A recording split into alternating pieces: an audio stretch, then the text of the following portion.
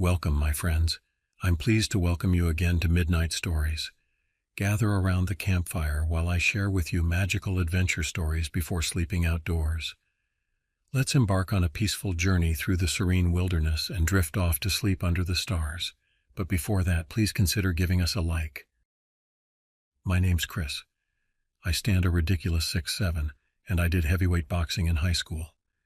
My best friend Vincent and Brandon are also tall and did some sort of sport in high school that required tough physical stamina. So, we all love nature, and one weekend following our graduation we decided that we would go out on a week-long camping trip up in the mountains. I knew of a spot near my granddad's cabin up in the Appalachians, in a valley right in between two enormous mountains. Imagine the Sound of Music kind of valley. So once we got packed, the three of us piled up into my pickup truck and headed off. 5 hours go by until I passed my granddad's cabin and continued going down the trail for another hour until we pulled up to the opening of the valley. The sun had since set, and the sky was a watercolor of pink and scarlet. We bailed out of my truck and began setting up camp.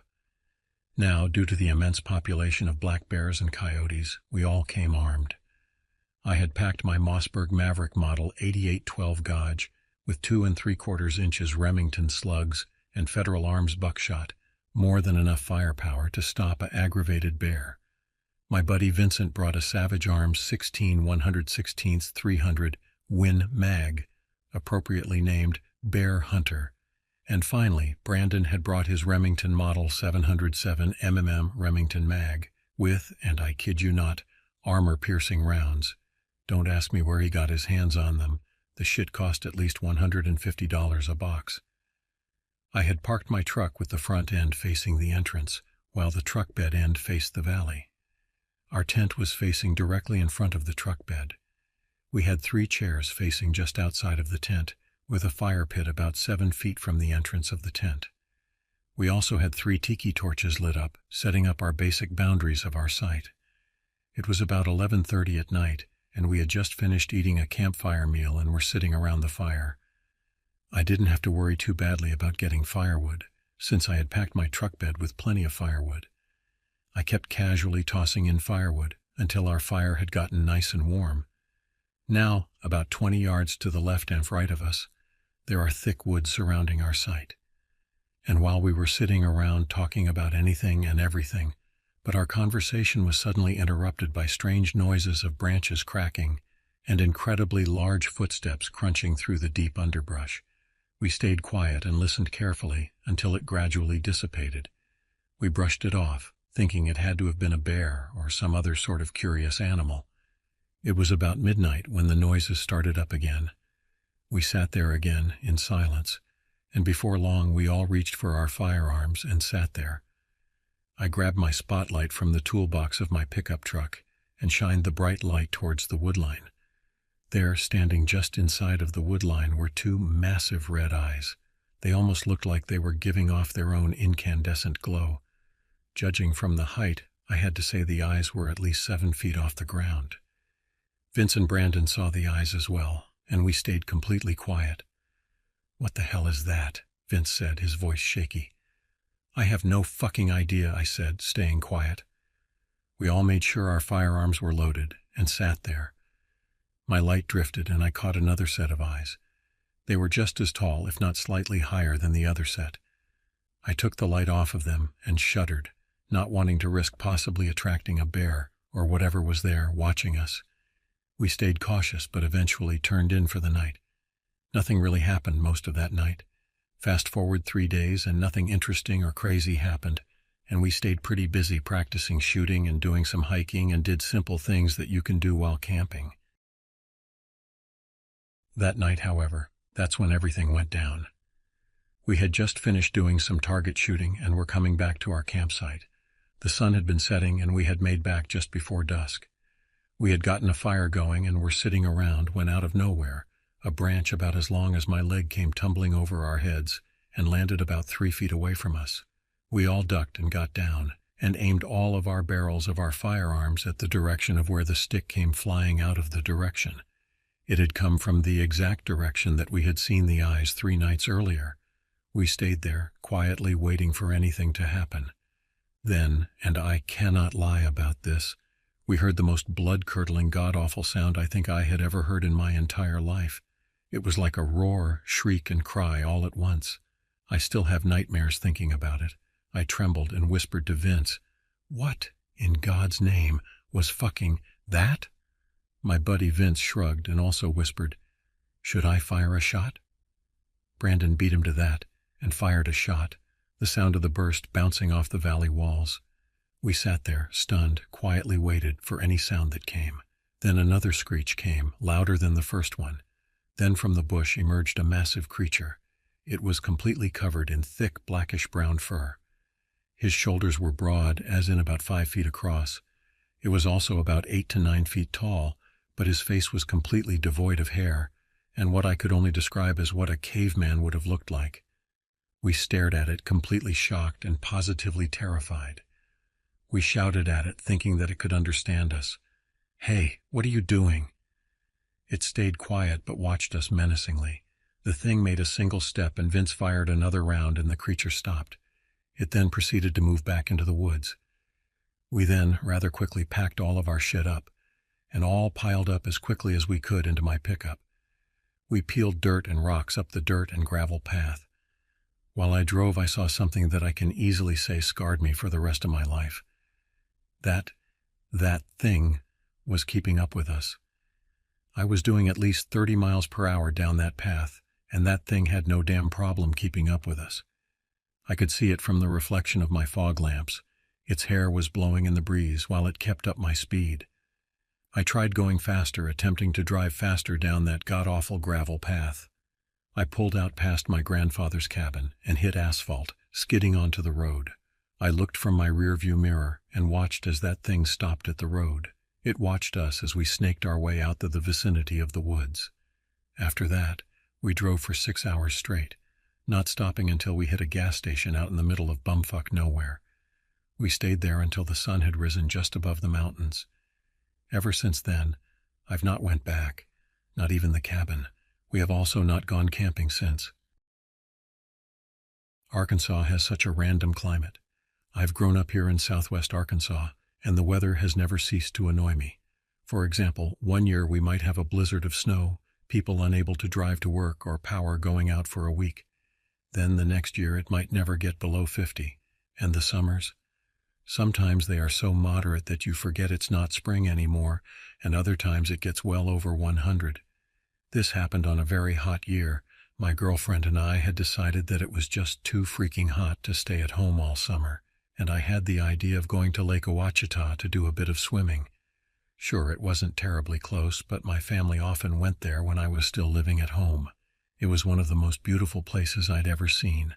Clear, cool water and forested islands throughout. So I cashed in my vacation days and we packed up some camping gear. I was ready for a nice, relaxing weekend. Camping would be a breeze with a homemade AC unit and an extension cord adapted to my truck's power outlets. The two of us had a lot of fun that first day. We swam in the morning, had lunch, went fishing, then swam some more just before the sun went down. You just have to see the sun setting on a place like that. Just wow. The serenity didn't last long, though. We both hopped up on an old wooden dock nearby and started drip drying. We had our toes in the water. She was kicking her feet back and forth. I had made a joke about one of the angrier managers at work, and she laughed, when suddenly she just fell in the water. It happened so fast I honestly thought she had fallen. I waited for her to come up, laughing because she had fallen in. My heart dropped. I jumped in, calling her name effortlessly underwater. I didn't even think about holding my breath as I fought to keep my eyes open under the stinging water. It was too dark to see anything a foot below the surface. I started to panic. I kept thinking, she was dead. She was fucking dead and I'd never find her. Thrashing around in the water, I tossed my limbs around as I dived deeper, hoping I'd touch a part of her, and eventually I did. I felt cold, hairless skin against my fingertips.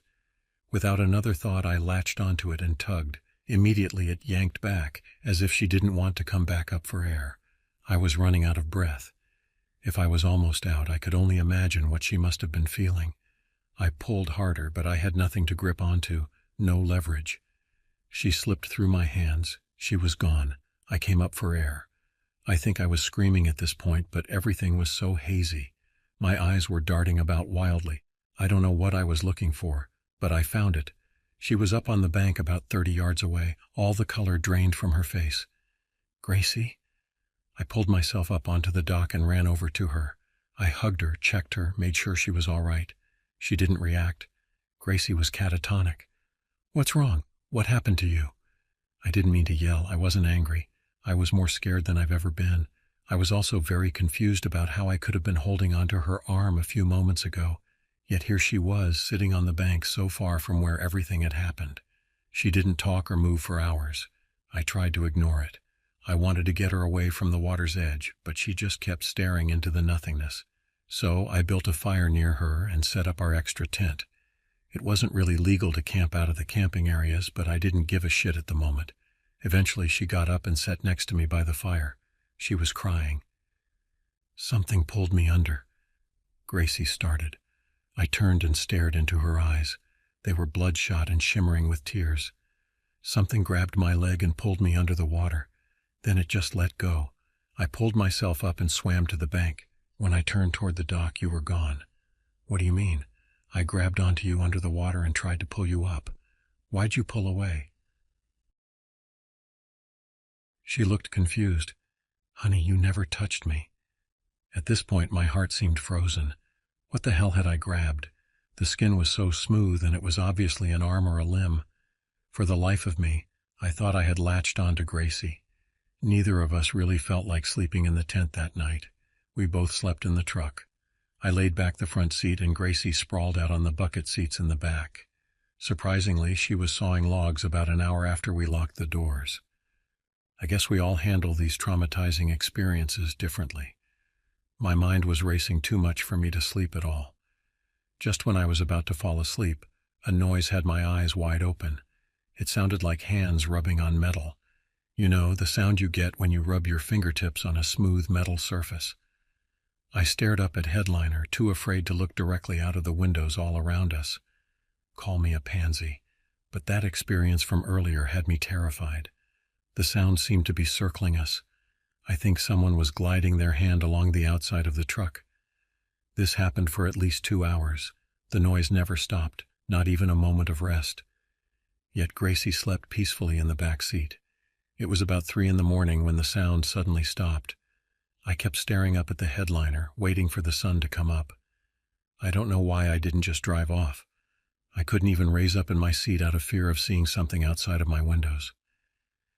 As soon as daylight broke, before Gracie woke up, I started the truck and drove home. I told her what had happened that night, and she didn't question my story. I think we were both glad we got out of there. We haven't been back to Lake Ouachita since. I can find dozens of other ponds, lakes, and pools to swim in if I need to cool off. There's no way I'm going to put our lives in danger just to get away. A few things still worry me, though. Like, what would have happened if that thing never let Gracie go? And what was circling my truck that night? Worst of all, when we got home and finally stepped out of the truck after that long drive, I immediately checked the paint for any marks. All around the truck was a straight line of 3 finger trails and dozens of handprints. No, not handprints. There were 3 fingers on each print, and each of its fingers was half the thickness of Gracie's, but they were 3 times the length. I hope to God someone was playing a prank on us. I don't see how they could have without us seeing them. Because if this wasn't a prank, then there's something stalking Lake Ouachita. This happened to me years ago, just before dusk. I found myself in Havasupai Falls, a remote paradise deep within the Grand Canyon. My name's Kellen Mercer, a man of simple pleasures who never expected this kind of nightmare. I rolled into town on my old truck, breathing in the fresh air as I passed quiet homes scattered throughout the wooded area. The locals seemed friendly enough, with guarded smiles spread across their faces as they went about their day-to-day routines. I struck up a conversation with an elderly man named Horace Lundquist. He regaled me with tales about how things used to be around here, the community spirit, and some local lore. That's when my skepticism kicked in. I didn't believe in monster stories, not until now. Horace mentioned a creature that had haunted this isolated region for generations, neither Bigfoot nor werewolf, but something altogether more sinister, It was known only by its actions, ruthless mauling, devouring its prey, and stalking silently through the woods. It had taken many lives, each death more gruesome than the last. I got to know its residents and found myself genuinely entertained by their chatter and quirks. But there was always a lingering shadow cast by the mysterious beast they feared. One evening after dinner at Nadia Kovach's house, she recounted one of her cousin's misadventures in those woods. Once he'd strayed too far off trail and stumbled upon a nightmarish scene. 3 mutilated bodies whose grotesque remains were barely recognizable as human. It sent a chill down my spine but also piqued my curiosity. A daring plan came together in my head. Investigate the situation myself, expose it as a hoax, or bring peace to this shell-shocked community. I ventured into the dense woodland armed only with courage and skepticism on my side. Havasupai Falls appeared even more serene and picturesque, its cascading waters a haven of tranquility. Unbeknownst to me, my first brush with the creature was just around the corner. Cleverly camouflaged and seemingly molded from the heart of the forest itself, it could strike without warning. The creature resembled a gnarled tree, tense and twisted limbs sprouting from a weathered torso festooned with rustling leaves. On closer inspection, its true nature was revealed. The tendrils were in fact shreds of flesh, bones jutting out like gnawed branches, while eyes devoid of warmth gazed emptily into the void. The terror was unimaginable. The beast moved towards me through shadows, moving silently and stealthily on its limbs. Seized with panic, I fought to catch my breath and recalled Horace's cautionary words. Gathering my wits despite every fiber in my being screaming for action, I sought refuge in a shallow cave nearby. It seemed safe enough, but every sound sent chills up my spine, and then I realized that there was no phone signal, no way to call for help. Sounds echoed through the night air, snapping twigs underfoot, unseen creatures rustling foliage in their pursuit of prey. In hindsight, it was foolish to believe myself safe in that cave. The beast was relentless. It found me cowering amongst damped shadows on that cold floor. Knowing I had to face this nightmare head-on or die trying, I scrambled out of the hole with renewed determination. Finding my bearings in the twilight gloom wasn't easy. Disoriented and panicked thoughts guided me along an unknown path to confront this sinister force. Its twisted form emerged from behind ancient trees laden with moss and lichen. Even though every cell in my body screamed for escape, I stood firm as those dead eyes locked with mine. Sensing its timeless hunger, I braced myself for what was to come. The creature lunged, ripping the air apart as it bore down on me in full fury. I thudded against the unyielding ground. My vision blurred as those gnarled branches impacted with force of bone-shattering intent. In a desperate attempt to survive, I scrambled for my hunting knife, the only weapon I brought along just in case the worst unfolded. With the knife in hand, I tried to steady my shaking hand as I prepared for the seemingly inevitable confrontation. The beast continued its approach, snarling and snapping its grotesque jaws with a mixture of malice and anticipation. Every uneven step it took left my heart pounding and my breathing shallow. Defeated by my lack of cell reception, I knew calling for help was impossible. Frantic, I decided my only chance was to distract the creature with a sudden movement or noise, so I could make a desperate attempt to escape. I threw a nearby rock at it with all the strength I could gather. The rock landed harmlessly near its massive frame, but before it could react, I sprinted in the opposite direction. Unfortunately, the creature was quick to respond, chasing me down and cutting off my only means of escape. I felt a heavy presence beside me, followed by the wet thud of the creature's weaponized limbs connecting with my side. My vision blurred from the pain, leaving me sprawled out on the ground, vulnerable and exposed. The earthy smell of dirt invaded my nostrils as I gasped for breath like a prey trapped beneath a predator's grasp. Knowing that my demise would come soon if I didn't react quickly, I blindly thrust the hunting knife upwards towards where I believed the creature to be. Blood sprayed onto my face as hot pain shot through my arm. But at that moment, another sound broke through the chaos, screams coming from behind us both. We turned our attention to see several people approaching, running towards us with makeshift weapons brandished, sticks and rocks gripped tightly in their hands. The beasts sensed their determination, and perhaps knowing it was now outnumbered, retreated back into the darkness from which it came. The The group descended upon these strangers bound together by their mutual desire to help someone in need. They shouted directions to each other, forming a protective barrier between me and the unknown creature. As we made our way back to civilization, I wondered what kind of sick joke fate had played on me. This group of people, strangers who would have never crossed paths in normal circumstances, had somehow managed to come together to rescue me from a nightmarish encounter with a creature unlike anything I had ever seen.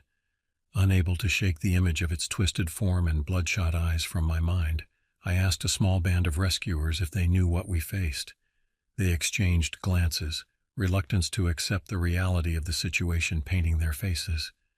A man with graying hair and furrowed brow finally spoke up, his voice serious and determined. The legends speak of creatures like that, skinwalkers, shapeshifters. They prey on those who wander too far into the darkness. If you ask me, that's what you found yourself up against. I couldn't wrap my mind around such an explanation, but as logic failed me in finding a suitable alternative, part of me began to accept it as truth. The following days were marked with gratitude and disbelief. The reality was I survived an attack by something otherworldly that I could not fully comprehend.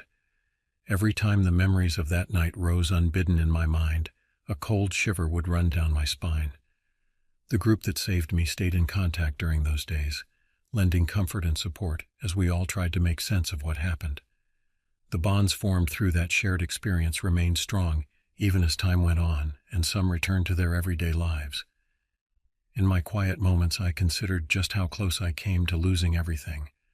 1 minute earlier or later, one swipe of those twisted claws in a slightly different direction, and my life might have ended in the teeth of an unspeakable monster.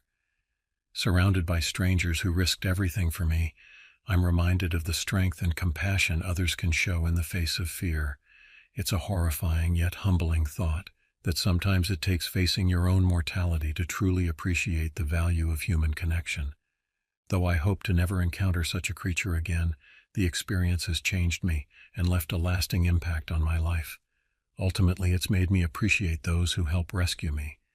And now that I am safe, I realize just how important it is to be there for others when darkness threatens.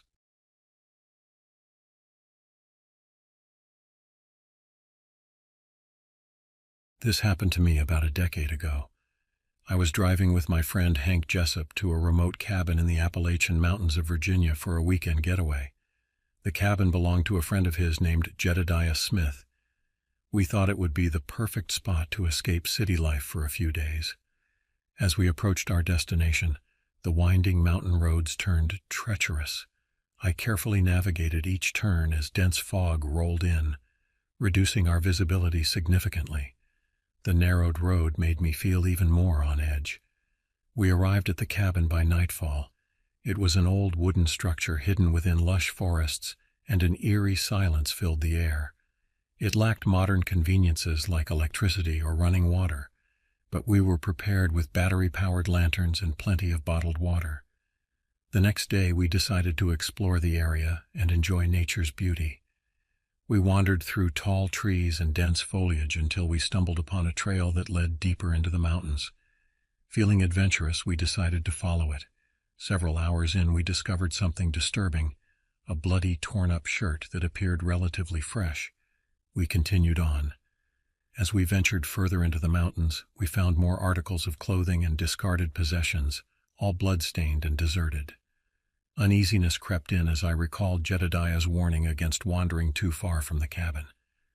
Soon after that realization, we started hearing soft rustling sounds in the distance that quickly turned into faint grunting noises. They didn't sound like an animal or anything familiar. Hank held onto his pocket knife tightly as if sensing immediate danger. The guttural noises were getting louder and scarier by the minute as they seemed to draw closer from behind us. "Maybe it's just some crazy redneck out here playing games," Hank murmured nervously. We laughed quietly, trying to calm our nerves. We decided to head back, retracing our steps along the unfamiliar terrain. We came across another unsettling sight, a body of what seemed to be a hiker brutally mutilated, his limbs scattered around. Our panic increased as we realized we were being hunted. I reached for my phone, but there was no signal. It was useless. In that moment, I recalled my father's advice from years ago. There are some things you can't outrun, only outsmart. I quickly devised a plan to disorient our unknown assailants using Hank's pocket knife and our lanterns. We managed to create an elaborate trap while avoiding being detected.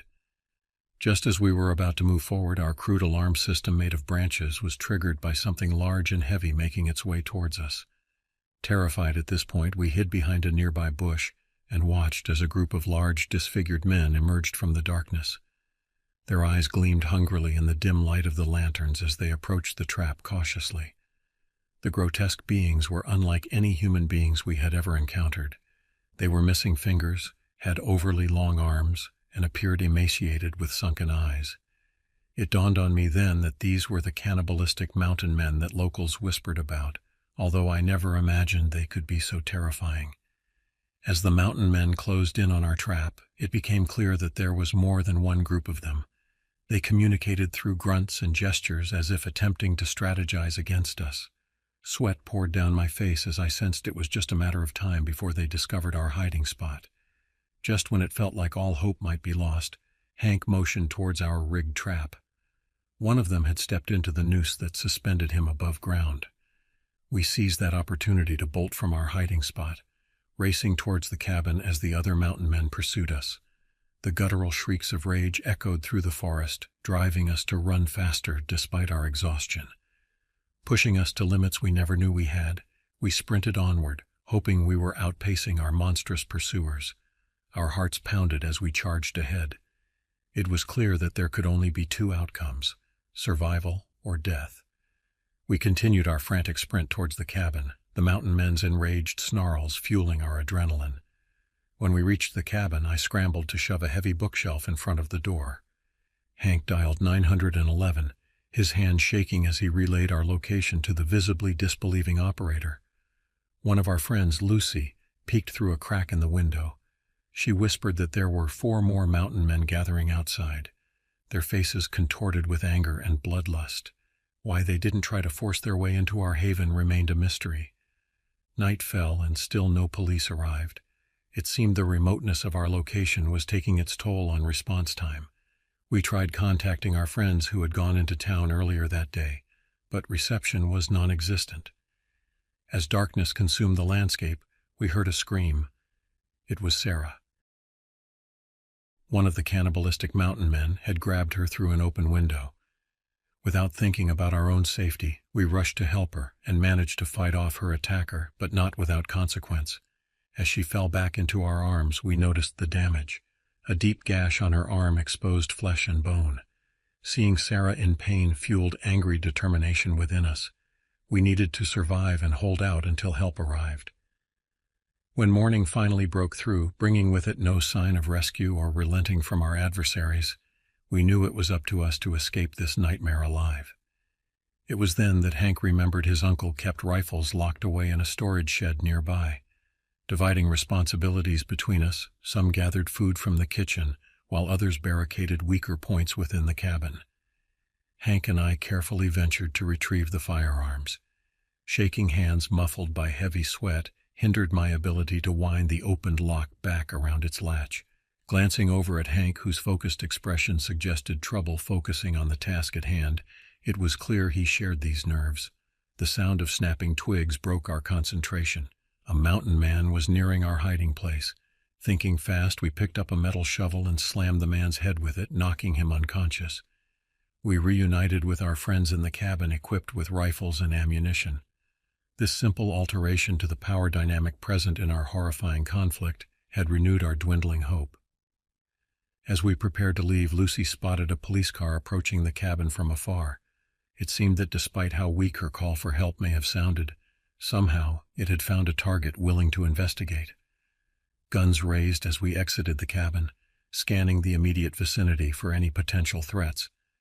Apprehensive law enforcement officers remained at a safe distance, clearly startled by the nightmarish environment that awaited them. As we recounted our tales, one cop said there had been multiple reports recently of cannibalistic mountain men sightings. He apologized for not taking Hank's earlier call more seriously. We mourned Sarah and explained the horror of what she'd suffered through as a means of aiding local police forces prepare for more dangerous encounters in this dark realm now on everyone's radar. The mountain men were eventually captured and put behind bars. Collectively, Hank and I couldn't shake a newfound vigilance against unusual noises at night, or similarly disfigured strangers crossing our paths. We knew evil was lurking around every corner, as tangible as the polluted air surrounding us, waiting for its next innocent victim.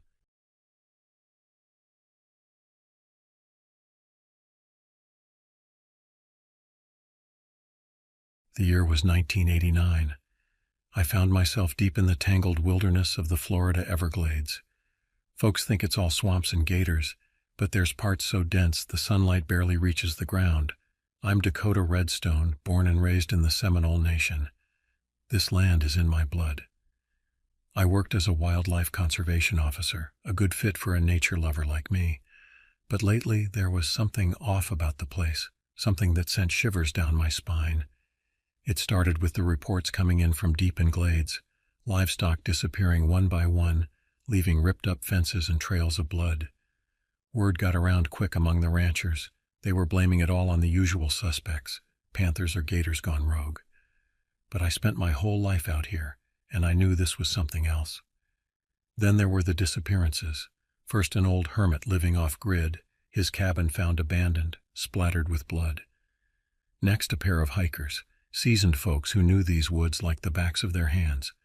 Search parties found nothing but a ripped backpack and a chilling silence. The higher-ups told me to let the sheriff's department handle it, to stick to my animal rescues. But the Seminole in me knew we owe a duty to the land, not just the creatures with feathers or fur. One moonless night I set out into the swamp alone, following the rumors and the whispers in my blood. My flashlight cut a weak path into the thick, steamy darkness. The air hung heavy with the smell of decay and something old.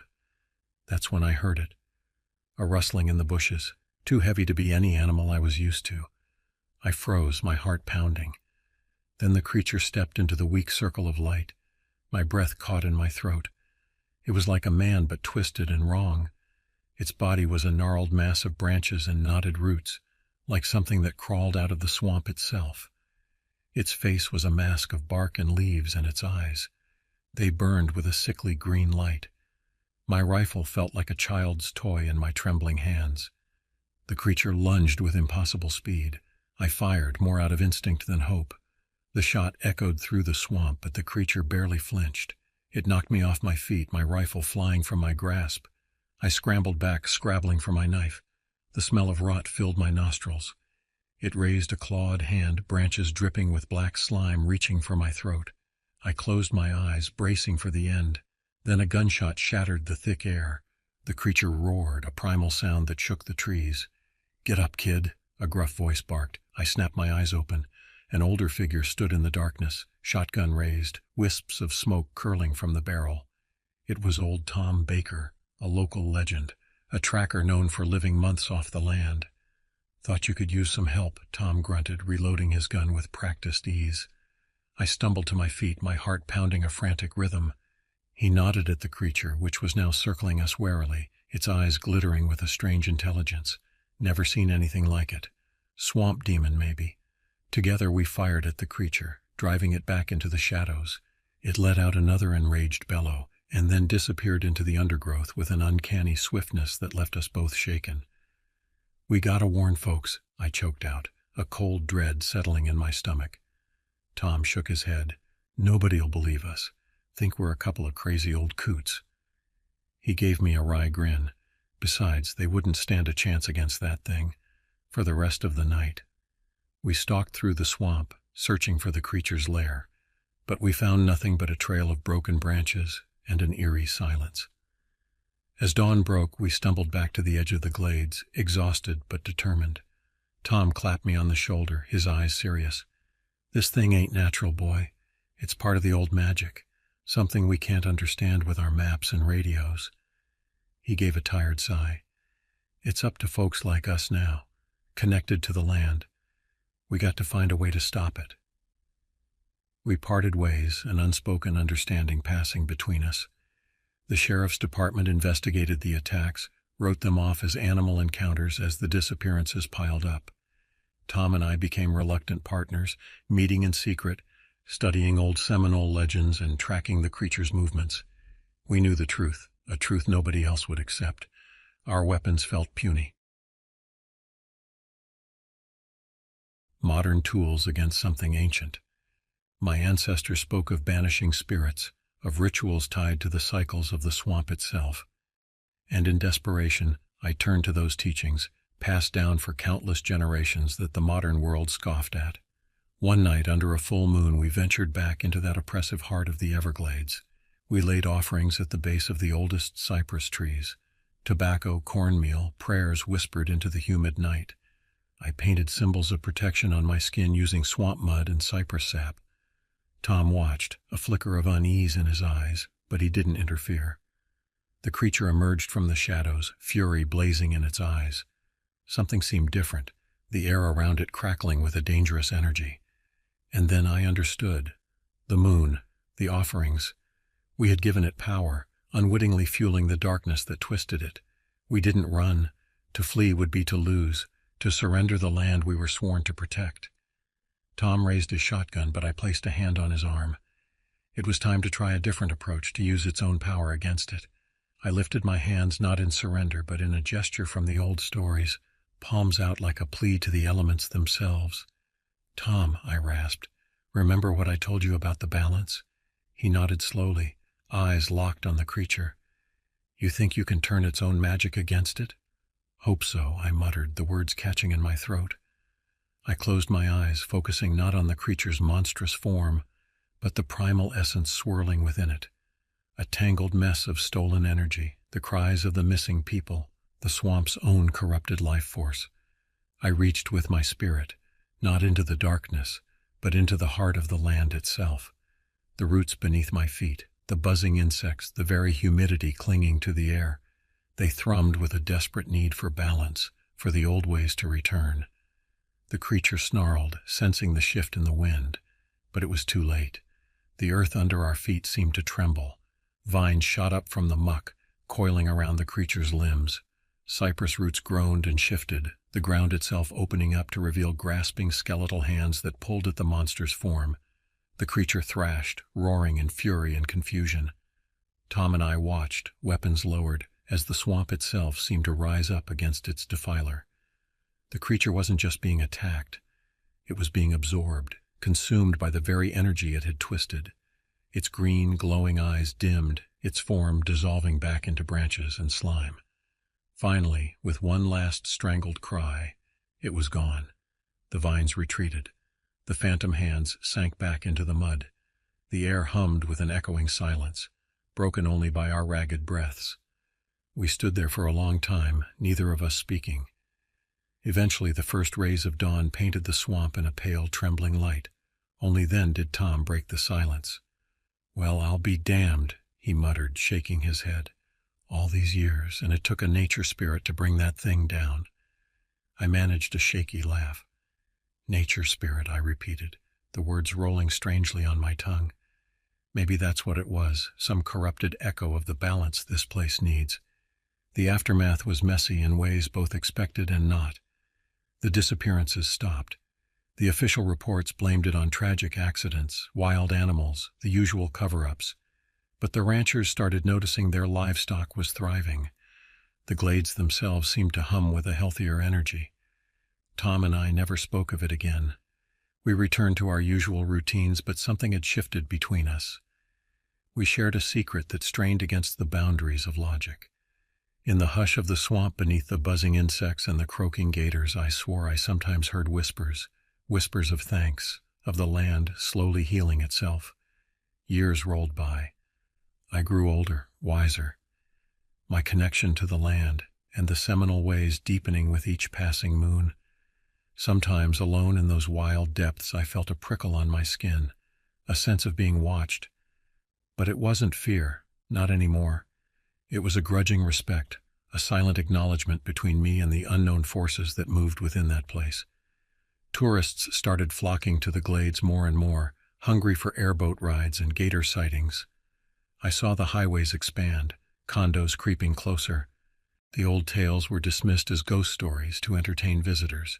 In those moments, a familiar dread would rise in me, a fear of another imbalance, another greed that might give rise to a new darkness. One steamy afternoon I got a call from a young ranger, a voice frantic with a fear I recognized all too well. The disappearances had started again. I hung up, my hands shaking, and went to find Tom. He was waiting for me on his porch, shotgun by his side, lines etched deep into his weathered face. "Guess it's our turn again," he said with a grim smile. And as I looked into his eyes, I realized the truth, a twist that sent a chill down my spine. We were the old ones now, the guardians of a secret the world couldn't comprehend. We were the last line of defense against the shadows that lurked just beyond the edge of progress. And deep down I knew that as long as we stood, as long as I could draw strength from the whispers of the swamp, there would always be a balance, however tenuous and terrible.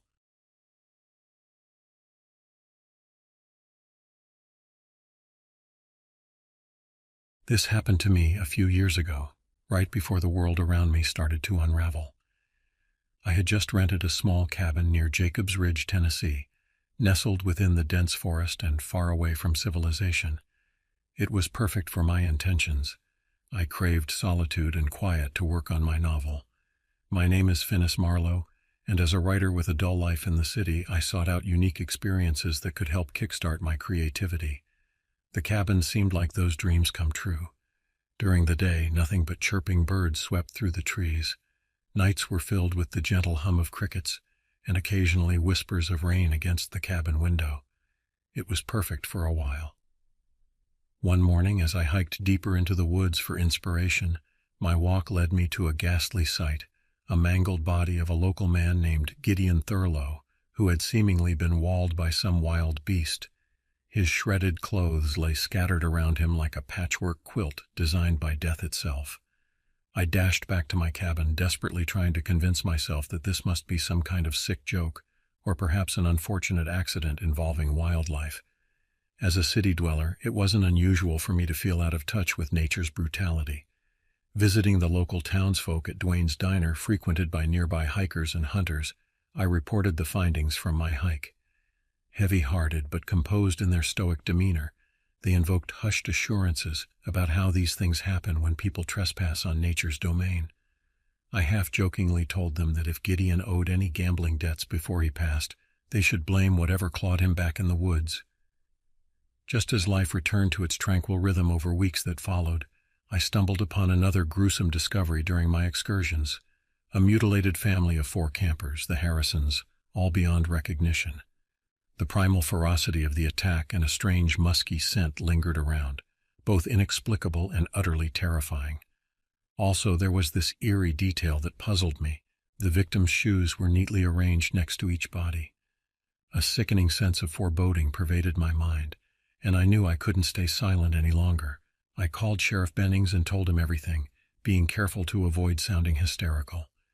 He promised to investigate but asked me to keep our conversation private as not to spread panic in the town. Some days later he confessed that no bodies or evidence had been found where I mentioned only odd tracks going in circles. That night during dinner with my only friend in town, Clementine Daly, I confided in her about the gruesome occurrences. She shuddered visibly and then sighed before speaking. "I don't know what you encountered out there," Clementine uttered quietly.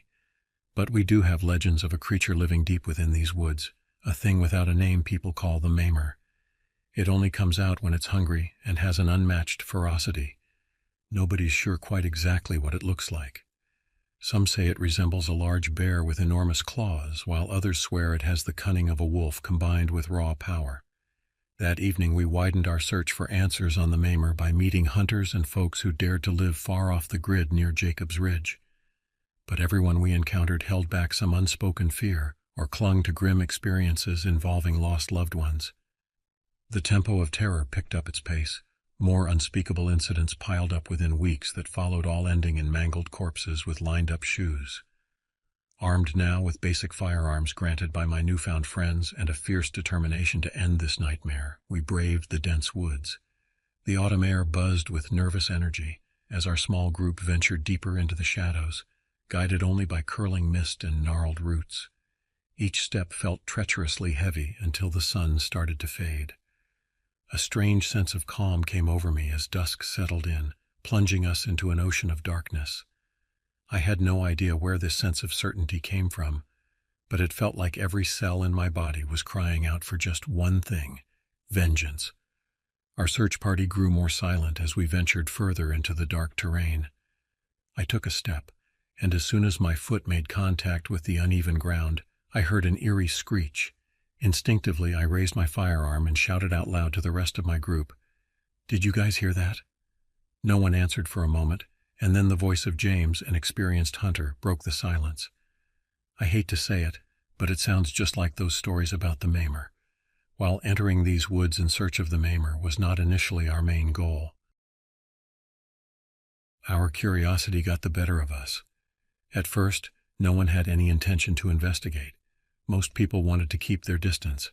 But after hearing so many gruesome stories from our friends and neighbors about the horrendous acts committed by this creature, we decided to put an end to it. We moved onward hesitantly, not knowing what fate awaited us ahead. She let out a gasp that echoed through the dark woods. We gathered around her to see what she had discovered. It was a shredded backpack with pieces of clothing and torn-up photographs scattered nearby. A heavy atmosphere weighed down on us as we realized how close we were to the untamed beast's territory. It could be anywhere around us right now. With each passing moment, I felt more vulnerable as I realized the Maimer was stalking us. Despite wanting immediate help as soon as we found evidence of the Maimer's presence, calling for it was not possible due to poor cell reception in the woods and no guarantee that others would come well-equipped for battle or believe our cry for help. As night fell upon us deeper into our trek through these malevolent woods, teeming with little did we know that several pairs of bloodthirsty eyes lurked from a distance, emanating malicious intentions. When another eardrum-piercing howl pierced the air, we knew the time had come. Whatever that creature was, it was coming for us, and there was no place to hide. Panic thrashed within our group as we frantically moved through the woods in complete disarray, but I moved cautiously, keeping my wits about me. The night carried on with twisted, gory encounters that bore witnessing the Maimer's savagery, whose unpredictability and ferocity misled us into believing we were facing something supernatural. Members of our search party screamed in agony as they fell prey to it, their lives crumbling under its carnage. As daylight loomed in the distance, survivors amongst us briefly caught a glimpse of the Maimer. To our disbelieving eyes, it appeared to morph before our very eyes, shifting its shape rapidly without losing its bloodlust or relentlessness. Our minds raced with percolating thoughts. If this beast is no mere bear rampaging wildly in these woods, could it be a shapeshifter or a skinwalker instead? Our uncertain and fearful thoughts were put to an abrupt halt when it lunged at James with incomprehensible speed and force. He lay there motionless as his life vanished from his body. His last words still echo sharply through my memory: "Run!" And that is exactly what I did, escape the creature's frenzy that night with an indescribable urgency. My heart pounded violently against my chest as I sprinted through the mesh of trees and shrubs, while straining to not glance back even once. With daylight came refuge. I emerged from those sinister woods bruised, battered, and terrified of returning. The Maimer may have triumphed over my friends, but I remain alive today, a rare survivor haunted by memories of horrifying sights and sounds. James, Laura, and those we've lost to the Maimer will never be forgotten. Neither shall the mysteries contained within those woods. As long as the Maimer exists, it remains a nightmare bred from the pitch darkness. We shall continue to honor the memory of those we've lost and exercise caution when entering the Maimer's domain, as this malicious creature may emerge at any moment to deliver its wrath upon another group of unwary souls.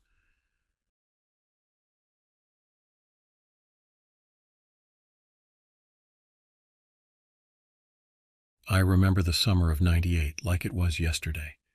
I had been living in the thick of the Appalachian Mountains for over a decade by then, relishing the solitude and the simple life. My cabin, a modest structure I built with my own hands, nestled deep in a forest where cell phone signals didn't reach, and the nearest neighbor was miles away. It was peaceful, serene even, until it wasn't. It all started with the disappearance of a hiker. Jacob Laramie was his name. An avid outdoorsman, he had been hiking the Appalachian Trail and had gone missing just a few miles from where I lived. His disappearance was puzzling because Jacob was experienced and knew these woods like the back of his hand. When the search parties came up empty-handed, folks started whispering about the old tales. You see, this area wasn't just known for its natural beauty. There were stories passed down through generations about an entity, an ancient evil that roamed these woods. As someone who didn't put much stock in old wives' tales, I dismissed them. But Jacob's disappearance brought those stories to the forefront of everyone's mind. A week after Jacob went missing, I encountered something that made me reconsider my skepticism. It was late, around midnight. I was sitting on my porch enjoying the cool night air when I heard a sound that was unlike anything I'd ever heard before. It was a mix between a howl and a scream echoing through the trees. My blood ran cold, and for the first time in my life I felt a deep primal fear. The next morning I found tracks near my cabin. They weren't animal tracks, nor were they human. They were large with long claw-like impressions. I followed them for a while, but they disappeared near the river. I couldn't shake the feeling that I was being watched. Days turned into weeks, and the eerie happenings continued. I'd hear footsteps outside my cabin at night. Things would go missing from my porch, and I'd find strange symbols carved into trees nearby. I kept my shotgun close and started sleeping with one eye open. One evening, as the sun dipped below the horizon, I decided to venture deeper into the woods to see if I could find any clues about what was happening. Armed with my shotgun and a flashlight, I set out. The forest was unnaturally quiet, save for the crunch of leaves under my boots. I came across an old, dilapidated cabin I had never seen before. It was almost hidden by the overgrown foliage. My gut told me to turn back, but curiosity got the better of me. I pushed the creaky door open and stepped inside. The interior was a mess, with broken furniture and a thick layer of dust covering everything. But what caught my eye was the large map pinned to the wall. It had red marks all over it, and in the center there was a photo of Jacob Laramie. A note scribbled in frantic handwriting read, "He watches, he waits." Before I could process what I was seeing, I heard a noise behind me. I spun around, flashlight beam cutting through the darkness, and saw a figure standing in the doorway. It was a man, or at least it looked like one. His clothes were tattered, and his eyes had a wild, haunted look. He stepped forward, and I raised my shotgun. "Who are you?" I demanded, my voice trembling despite my efforts to sound steady. He didn't answer. Instead, he started muttering something under his breath, words I couldn't understand. I tightened my grip on the shotgun, my finger hovering over the trigger. "Stay back," I warned. He stopped, looked me straight in the eye, and said, "It's too late. He's coming for you." Without another word, he turned and disappeared into the night. I didn't waste any time. I rushed back to my cabin, my mind racing.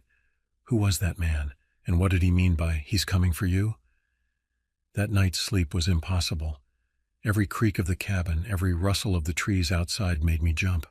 I kept my shotgun by my side, ready for whatever was out there. The following days were a blur of paranoia and fear.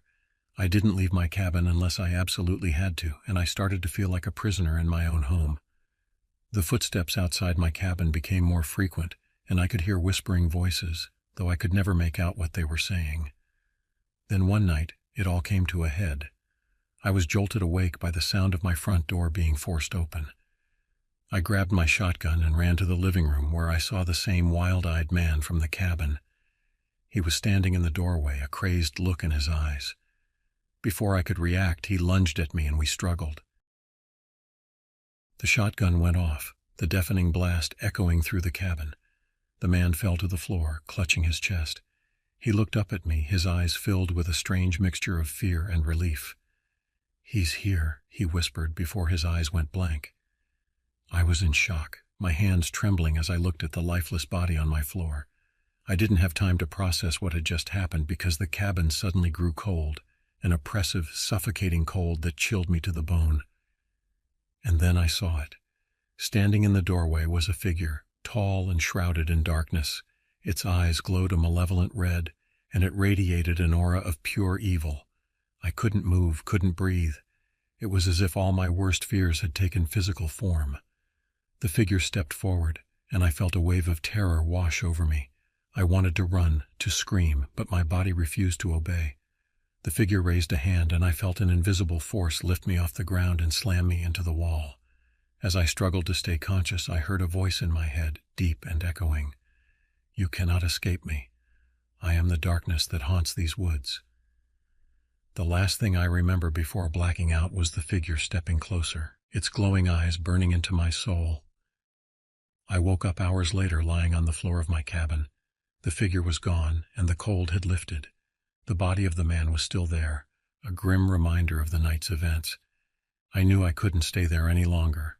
Whatever that thing was, it wasn't going to stop until it had claimed me too. I packed what I could carry and left my cabin, never looking back. I moved to a small town on the other side of the state, far away from those cursed woods. I changed my name and tried to start a new life, but the memories of that summer haunted me. Years passed, and I heard rumors about more disappearances in the area where I used to live. Hikers, campers, even a few locals had gone missing without a trace. The stories about the ancient evil in those woods persisted, and I knew they were true. I still don't know what that thing was or why it chose to torment me. Maybe it was because I lived so close to its domain for so long, or maybe it was just bad luck. But one thing is certain, there are places in this world where darkness reigns, where ancient evils lurk, and where the line between reality and nightmare blurs. As for me, I live with the knowledge that I survived an encounter with something beyond comprehension, but survival came at a cost. The fear never truly goes away, and every night I sleep with the lights on, my shotgun by my side, and the hope that I'll never hear that terrible howl again. The man who broke into my cabin, I later discovered, was once a researcher named Dr. Elias Whitaker. He had been obsessed with the legends of the Appalachian Mountains, convinced that there was something more to the stories. His research had led him too deep, and he had paid the ultimate price. In his journal, which I found in the ruins of his own cabin, he wrote about a creature known as the Watcher, an ancient entity that had existed long before humans ever set foot in those woods.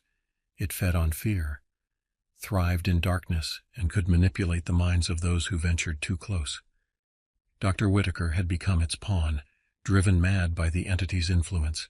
In his final entry he wrote, "It is not a matter of if it will find you, but when. The Watcher sees all, knows all, and in the end, it claims all." I don't know why I was spared, why I am here to tell this story. Perhaps the Watcher enjoys the torment of survivors, the lingering fear that never fades. Or maybe it's just waiting, biding its time until it decides to come for me again. Whatever the reason, I am left with the knowledge that there are things in this world that defy explanation, that lurk in the shadows just beyond our understanding. And sometimes those things reach out and touch our lives in ways we can never forget.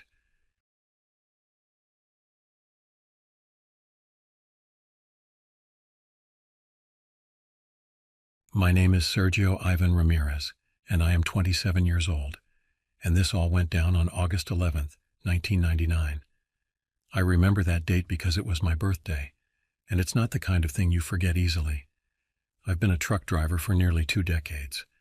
Back then, I was hauling goods up and down the East Coast, mostly between small towns and cities in Pennsylvania and West Virginia. This particular run had me heading to a little place called Punxsutawney with a load of construction materials. The route was familiar, winding through stretches of thick forest and small, scattered communities. That day started like any other. I left the warehouse around 6 a.m., sipping on my thermos of coffee, my old radio blaring some classic rock. The sun was just starting to peek over the horizon, painting the sky in those warm hues that make you feel like everything's going to be all right. I was about halfway to Punxsutawney, somewhere near the Allegheny National Forest, when I noticed a pickup truck tailing me. Now, I've seen all sorts on the road, and a tailgater isn't unusual, but this guy was riding my bumper like he was attached to it. I figured he was just an impatient local trying to get somewhere in a hurry, so I moved over to let him pass. He didn't. He just kept trailing me, close enough that I could almost count the bugs on his windshield. I thought maybe he wanted to signal me for something, so I slowed down, but he just slowed down too. I was getting a bit antsy at this point. I checked my mirrors and saw him still there, eyes hidden behind dark shades, face expressionless. After about 15 minutes of this, he suddenly swerved off onto a dirt road and vanished into the trees. I shook my head, thinking about the crazies you meet on the road, and kept driving, but the sense of unease stuck with me like a bad smell.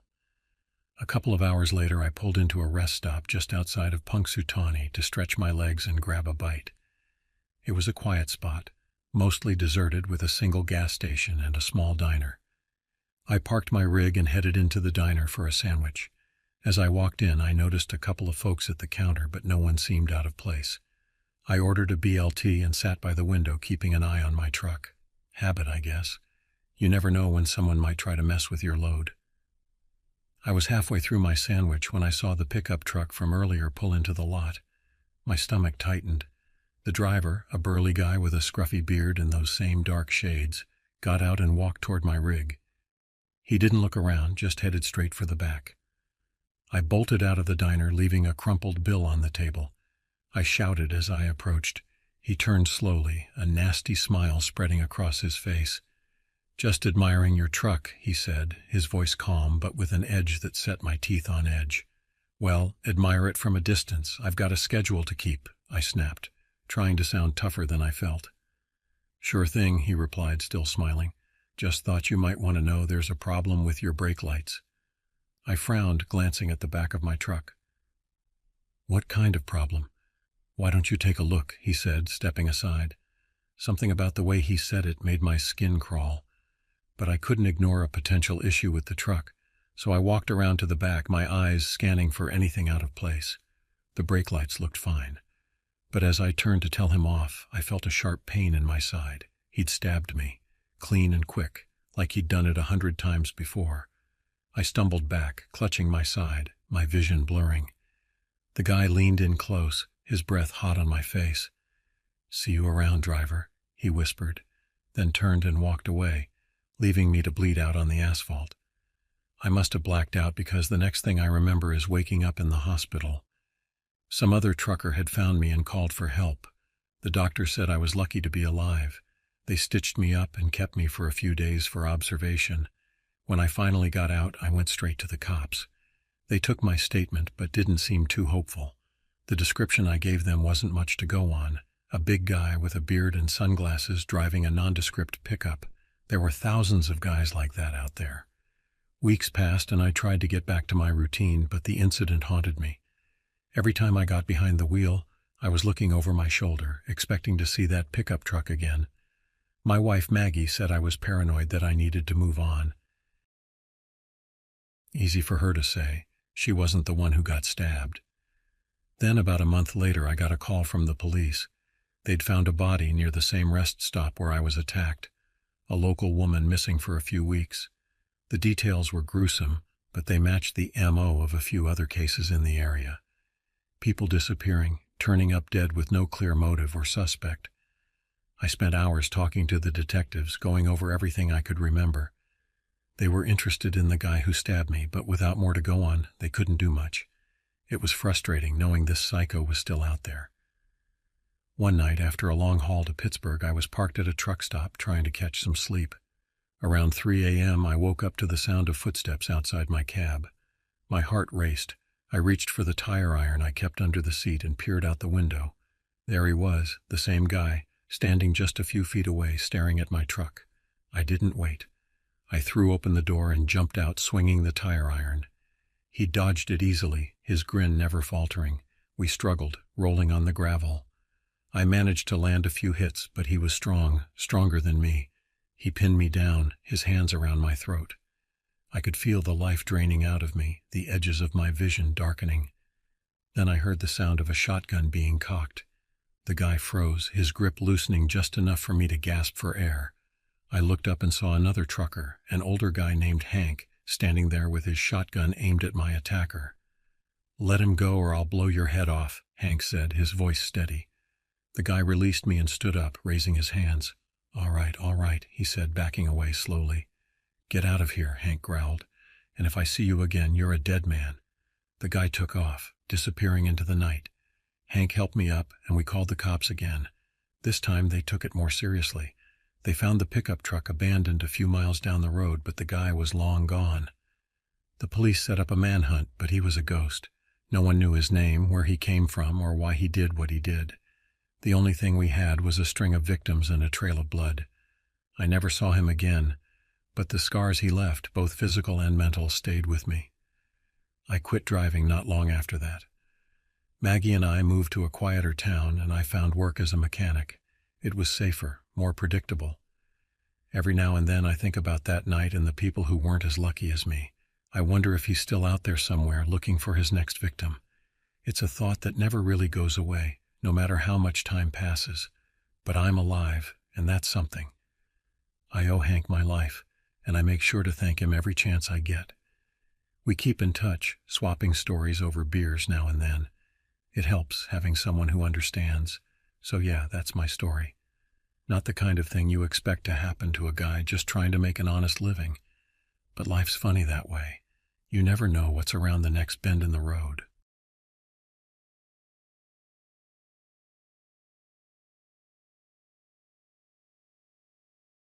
My name is Alvaro Sebastian Vargas, and I am 31 years old.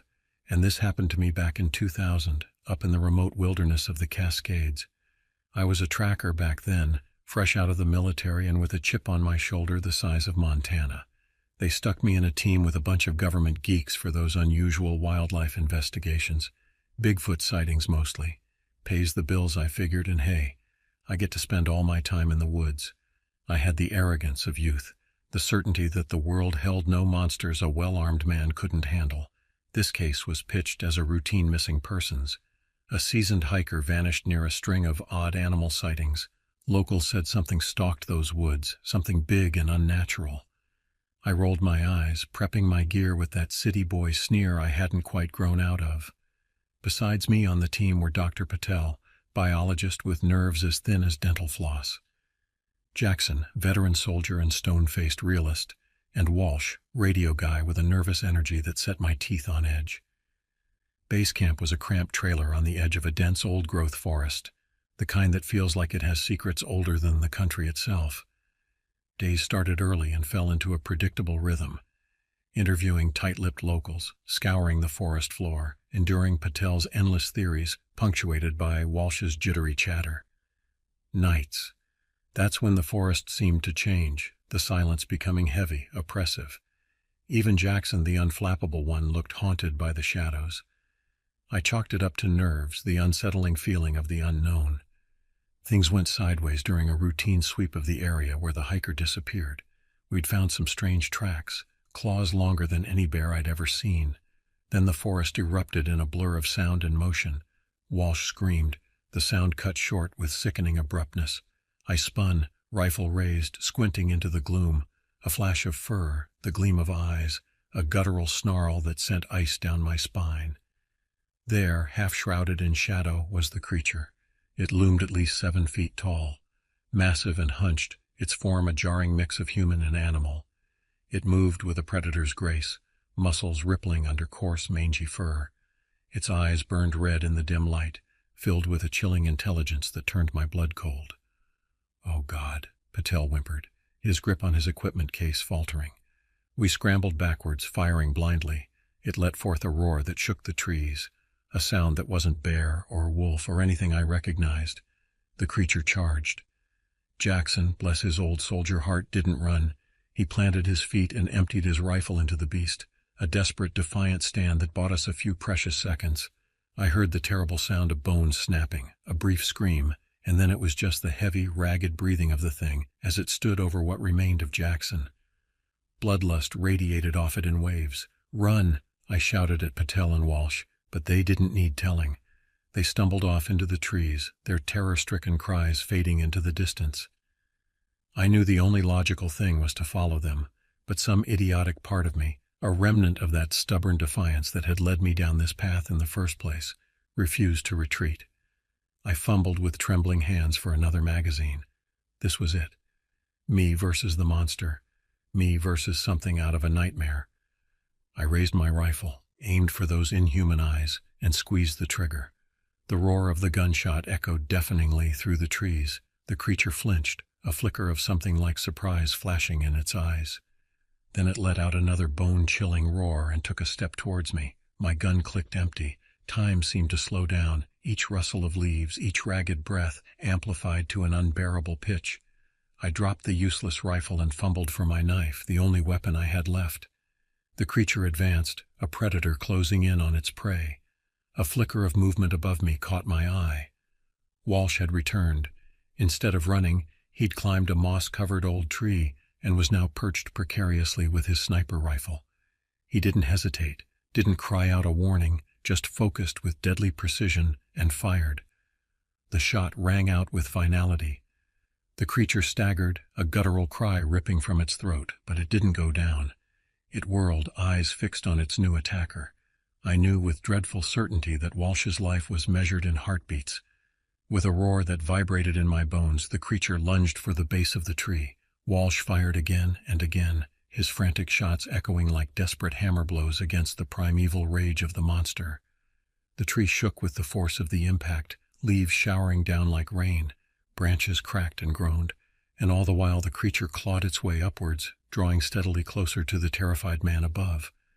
I ran, not because I was brave or thought I could help, but because something primal inside me demanded it. I couldn't leave a man to die like that.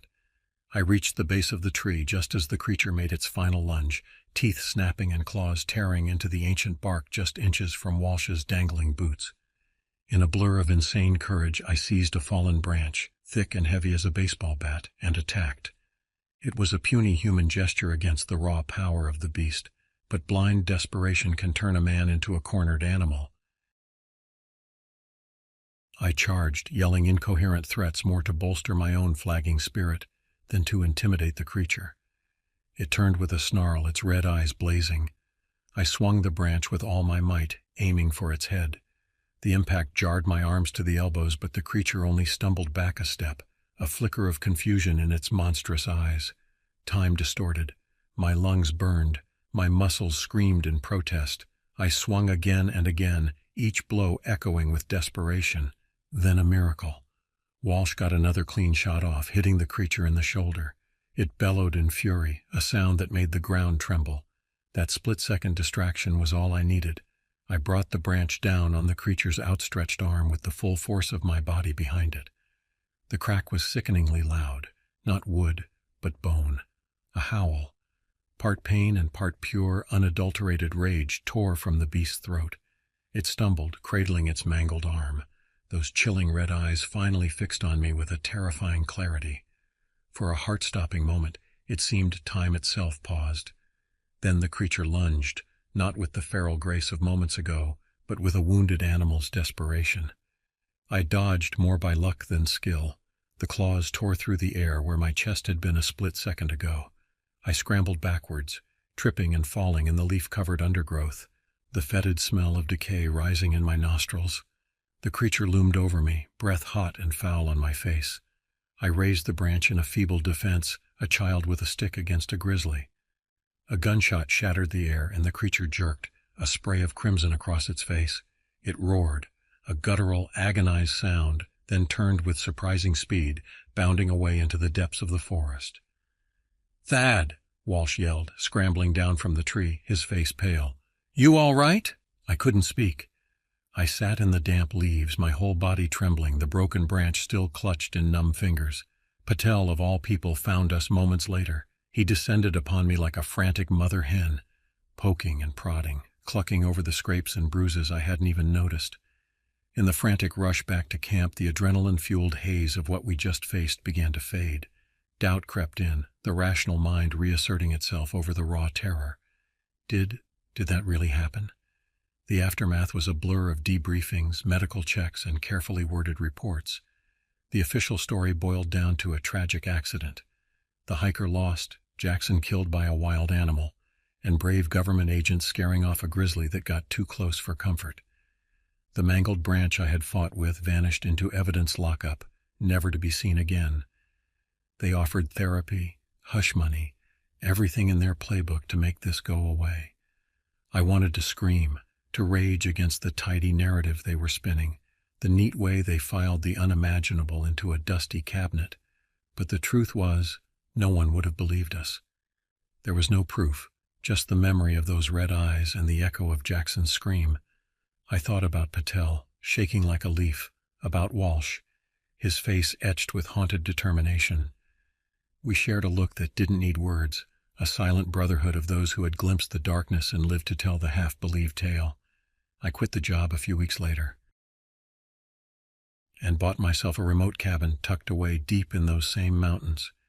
They say some scars don't heal, just become a part of who you are. Up here, alone with the wind in the trees and the shadows that deepen a little too quickly at dusk, I'm starting to think they might be right. I keep a rifle loaded, salt shells for good measure, and sleep with a hunting knife under my pillow.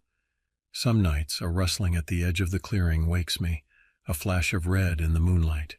Is it just a deer startled from its grazing or something else, something biding its time? My heart races, my hands clench, and I remember the weight of that branch and the sickening snap of bone. They think we hunt monsters. Sometimes I think the monsters hunt us, drawn to the darkness they recognize. See, the thing about staring into the abyss is, sometimes it stares back. And even out here, with miles separating me from civilization, I know deep down I am never truly alone. There are things in these woods older and more terrible than we can comprehend. Creatures of nightmare made flesh. The government, the world, they can turn a blind eye, dismiss our story as delusion or trauma-induced hallucinations. But I know what I saw. I know what's out there, waiting in the shadows. And someday something with red eyes and a predator's snarl will come for me again. When it does, I'll be ready.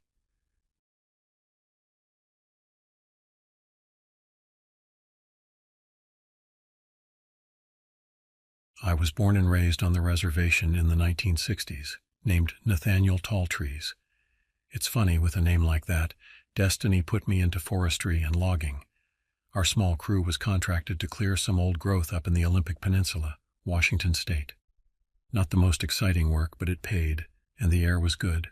We'd been out there a week or so, tough job, trees were thick, ground was uneven. Then things got, well, let's say, unusual. We started finding things that didn't make sense, animal carcasses, deer, elk, but they weren't just dead. They were torn apart, insides strewn, bones shattered in impossible ways. Never seen anything like it. Now my dad was a hunter, taught me to track, and this wasn't right. Whatever did this, it was big, and it was messy, way too messy for a bear or a cougar, even the biggest ones. The guys got spooked, some muttering about old stories, spirits and such. But me, I'm practical. I figured there had to be something real doing this. Then came the disappearances. First was Carl. He wandered off at lunch, probably for a quick pee behind a tree. He didn't come back. We fanned out, calling for him. Nothing, no answer, no trace. Like he just vanished into the forest. The next day it was Jerry. Went for a smoke break and poof, gone. Now the crew was on edge. The foreman, a big burly guy named Hank, radioed for backup. Told the rangers about the carcasses. Told them we suspected someone or something dangerous was out there. They said they'd send a team out, but it would take days to get there. We didn't wait for them. Hank figured it was best to pack up and get out of there. But even with the truck headlights, the darkness under those trees felt like it was pressing in. Every rustle, every snap of a twig made us jump. We couldn't shake the feeling we were being watched. Then I saw it. Just a glimpse out of the corner of my eye, huge and dark, moving between the trees. It was way too big to be a man, and it moved too fast, too quiet. My blood ran cold. I knew then that whatever was out there, it wasn't natural. It was something else. "Hank," I hissed, "did you see that?" Hank froze, his eyes wide. "See what, Nate? What the hell spooked you?" I couldn't explain. It was like a shadow, gone as quickly as it appeared, but the feeling stayed with me. The feeling of being hunted. We reached the clearing where we'd parked the truck. Relief washed over us. We were almost out of those woods. Hank tossed me the keys. "Nate, you get us out of here. I'll cover the rear." I fumbled with the ignition, the truck's engine coughing to life.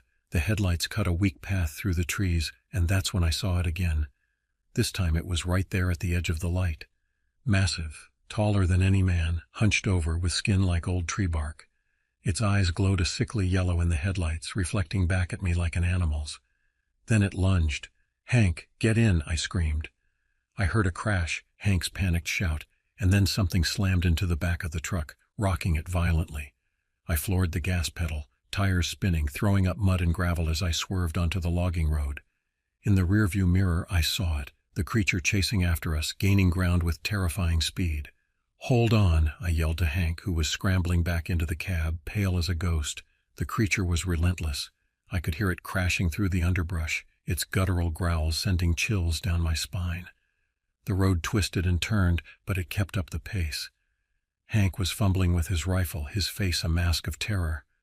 "Nate, what the hell is that thing?"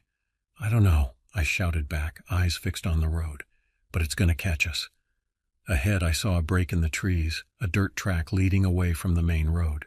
Without thinking, I jerked the wheel, sending the truck careening off course. The creature roared in anger, but we were out of its immediate reach. The track was narrow, barely wide enough for the truck.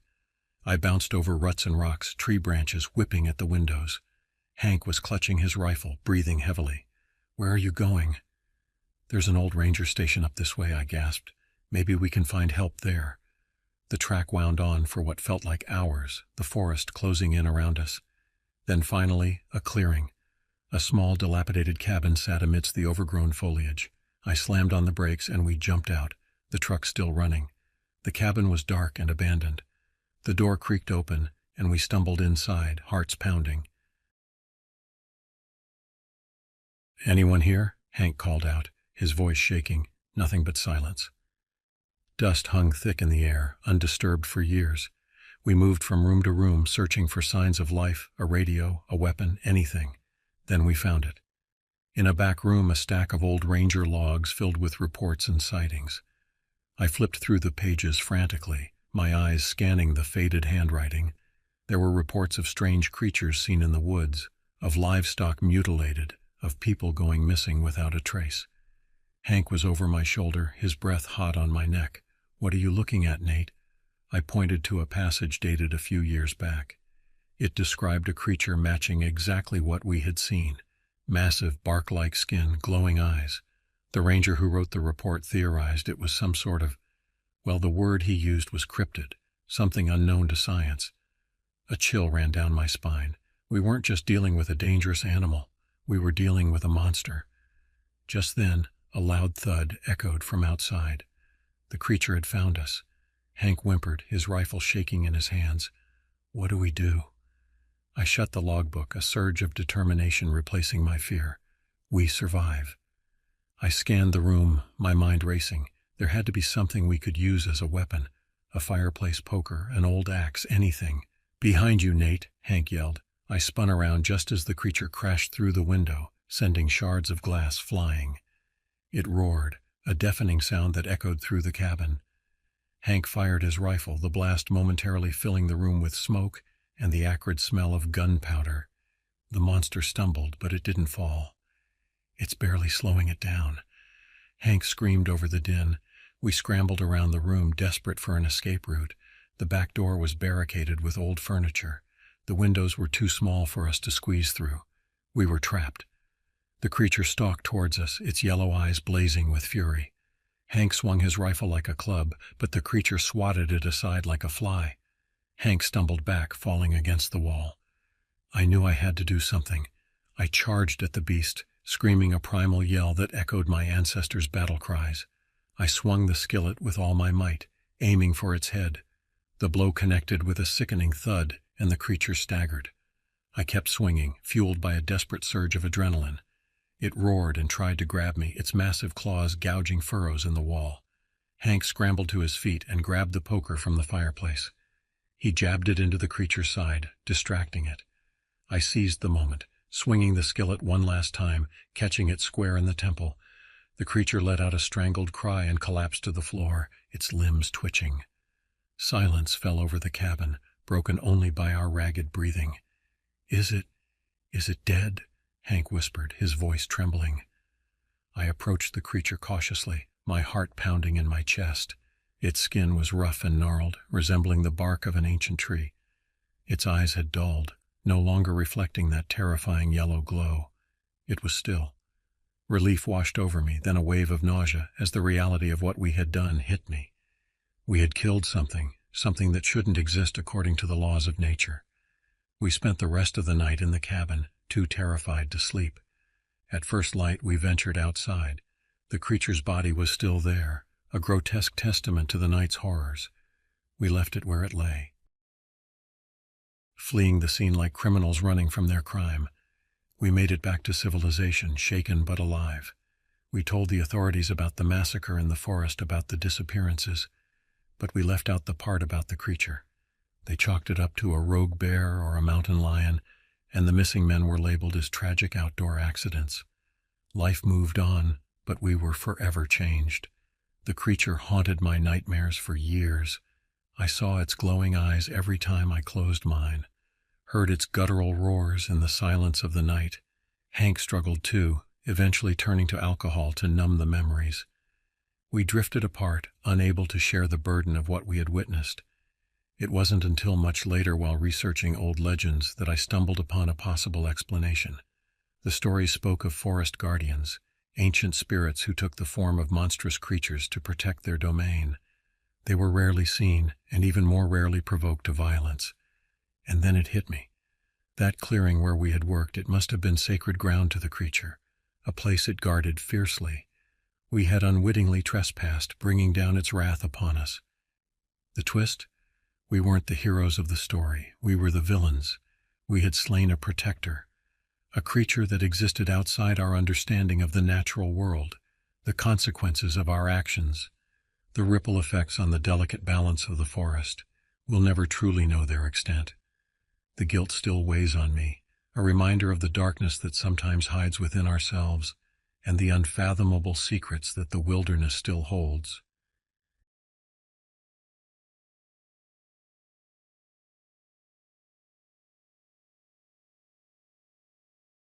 Wyoming, 1966. The summer sun beat down on the dusty plains, relentless as a creditor. I, a simple rancher, a man of the land named Jerem Tinkham, was out mending fences when the world turned upside down. Life on the ranch wasn't glamorous. It was sweat, dirt, and the smell of cattle. But it was honest work, the kind that gave a man calluses and character.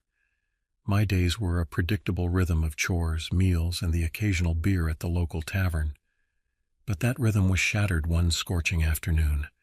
I'd just finished fixing a section of fence when I noticed something odd in the distance. A figure silhouetted against the setting sun, moving with an unsettling grace.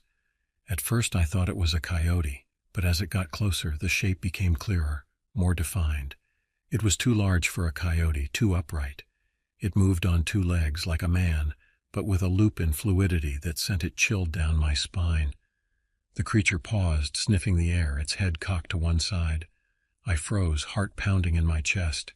It was then I saw it, the face, not a wolf's snout but a man's face, twisted into a grotesque mockery of humanity. The eyes, glowing amber in the fading light, were filled with a primal hunger. Fear, cold and sharp, gripped me. I'd heard tales of skinwalkers, shape-shifting creatures of Navajo legend, but I'd always dismissed them as folklore. Now, faced with this horrifying reality, I knew those tales were more than just stories. I stumbled back, tripping over the fence I just mended. The creature lunged, its movements blurring into a streak of darkness. I scrambled to my feet, adrenaline fueling my flight. I ran as I'd never run before, the creature's ragged breasts hot on my heels. I made it to my truck, fumbling with the keys in my haste. The engine roared to life and I sped away, leaving a cloud of dust in my wake. In the rearview mirror, I saw the creature stop at the edge of my property, its eyes burning holes into my back. I didn't stop driving until I reached the nearest town. I burst into the sheriff's office, gasping for breath, my words tumbling out in a jumbled mess. The sheriff, a grizzled old-timer named Harlan, listened patiently, a skeptical look on his face. He drawled, stroking his chin. "Ain't heard tell of those since I was a young'un." But he must have seen the terror in my eyes, because he agreed to come back to the ranch with me. We drove in silence, the setting sun casting long shadows across the landscape. As we approached my property, I felt a knot tighten in my stomach. The sheriff got out of the car, his hand resting on his holstered gun. "Show me where you saw it," he said, his voice low and steady. I led him to the spot where I'd first seen the creature. There were no tracks, no signs of a struggle. The sheriff scanned the area, his eyes narrowed. "Don't see anything," he said, shaking his head. Maybe you just imagined it. Stress can do funny things to a man. I opened my mouth to protest, but the words died in my throat. How could I explain the chilling fear that still clung to me, the primal terror that had rooted me to the spot? The sheriff patted me on the shoulder. "Get some rest, Jerem," he said. "You'll feel better in the morning." I didn't sleep that night. I lay awake listening to the creaks and groans of the old ranch house, every sound amplified in the silence. I kept seeing the creature's face, the glowing amber eyes, the twisted grin. The next morning I found a dead calf in the field, its throat torn out. The sheriff came back, this time with the deputy. They examined the carcass, their faces grim. "Looks like a wolf attack," the deputy said. "But there ain't been wolves in these parts for years," the sheriff countered. I didn't say anything. I knew what had killed the calf, and I knew it wouldn't be long before it came back for more. Over the next few days, more livestock was found dead, each with the same gruesome wounds. The townsfolk grew uneasy, whispering about curses and vengeful spirits. The sheriff organized hunting parties, but they'd found nothing. One night I woke to a scratching sound at my window. I sat up, my heart pounding. In the moonlight I saw the creature's face pressed against the glass, its eyes blazing with malevolent intent. I grabbed my rifle, fumbling with the safety in my panic. The creature shattered the window, shards of glass raining down around me. I fired blindly, the deafening roar of the gunshot echoing through the night. The creature stumbled back, a dark stain spreading across its chest. It let out a guttural howl, a sound that chilled me to the bone. Then it was gone, disappearing into the darkness. I didn't sleep for the rest of the night. I paced the floor, the rifle clutched in my trembling hands. Dawn brought no relief. I knew the creature would be back. The next evening I was sitting on my porch watching the sunset. When I saw it again, it was standing at the edge of the woods, its eyes fixed on me. This time I was ready. I raised my rifle, taking aim. The creature didn't move. It just stood there, watching me with those cold amber eyes. I took a deep breath and squeezed the trigger. The gunshot shattered the silence, echoing across the plains. The creature staggered, then collapsed to the ground. I approached cautiously, my rifle still raised. The creature lay motionless, its chest still heaving. I lowered my rifle, my heart pounding in my chest. As I got closer, I saw that the creature was bleeding heavily. The bullet had hit it in the shoulder, tearing through flesh and bone. It whimpered, its eyes filled with pain. I felt a surge of pity, a flicker of empathy for this creature that had terrorized me and my community. But I knew I could have let it live. It was too dangerous, too unpredictable. I raised my rifle again, taking aim at its head. But before I could pull the trigger, something strange happened. The creature's body began to shimmer, its form blurring and distorting. I blinked, rubbing my eyes. When I looked again, the creature was gone. In its place was a man, lying on the ground, clutching his wounded shoulder. He looked up at me, his eyes filled with fear and pain. "Please," he gasped, "help me." I hesitated, my mind reeling. Was this a trick? A trap? But the man's eyes were filled with genuine terror, and I couldn't bring myself to leave him there to die. I knelt beside him, my hand hovering over his wound. "Who are you?" I asked. "My name is Nathan Cordova, and I am 33 years old," he whispered. "I'm not what you think I am." I didn't know what to believe, but I knew I couldn't just leave him there to die. I helped him to his feet, supporting his weight as we made our way back to the ranch house. Caleb told me his story as I tended to his wound. He said he was a Navajo shaman, cursed to transform into a wolf-like creature against his will. He said he had no control over his actions, no memory of the horrors he'd inflicted. I didn't know if I believed him, but there was something in his eyes, a desperation, a plea for understanding that made me want to. In the end, I decided to help him. I hid him in the barn, bringing him food and water under cover of darkness. I told the sheriff and the townsfolk that the creature had been killed, that the threat was over. Caleb stayed with me for weeks, hiding from the world, wrestling with his curse. He taught me about Navajo traditions, about the balance between man and nature. He told me stories of his people, of their struggles and triumphs. One day Caleb disappeared. I searched the ranch, the surrounding woods, but there was no sign of him. I never saw him again. The killing stopped, and the townsfolk gradually returned to their normal lives. But I never forgot Caleb or the terrifying ordeal we'd shared.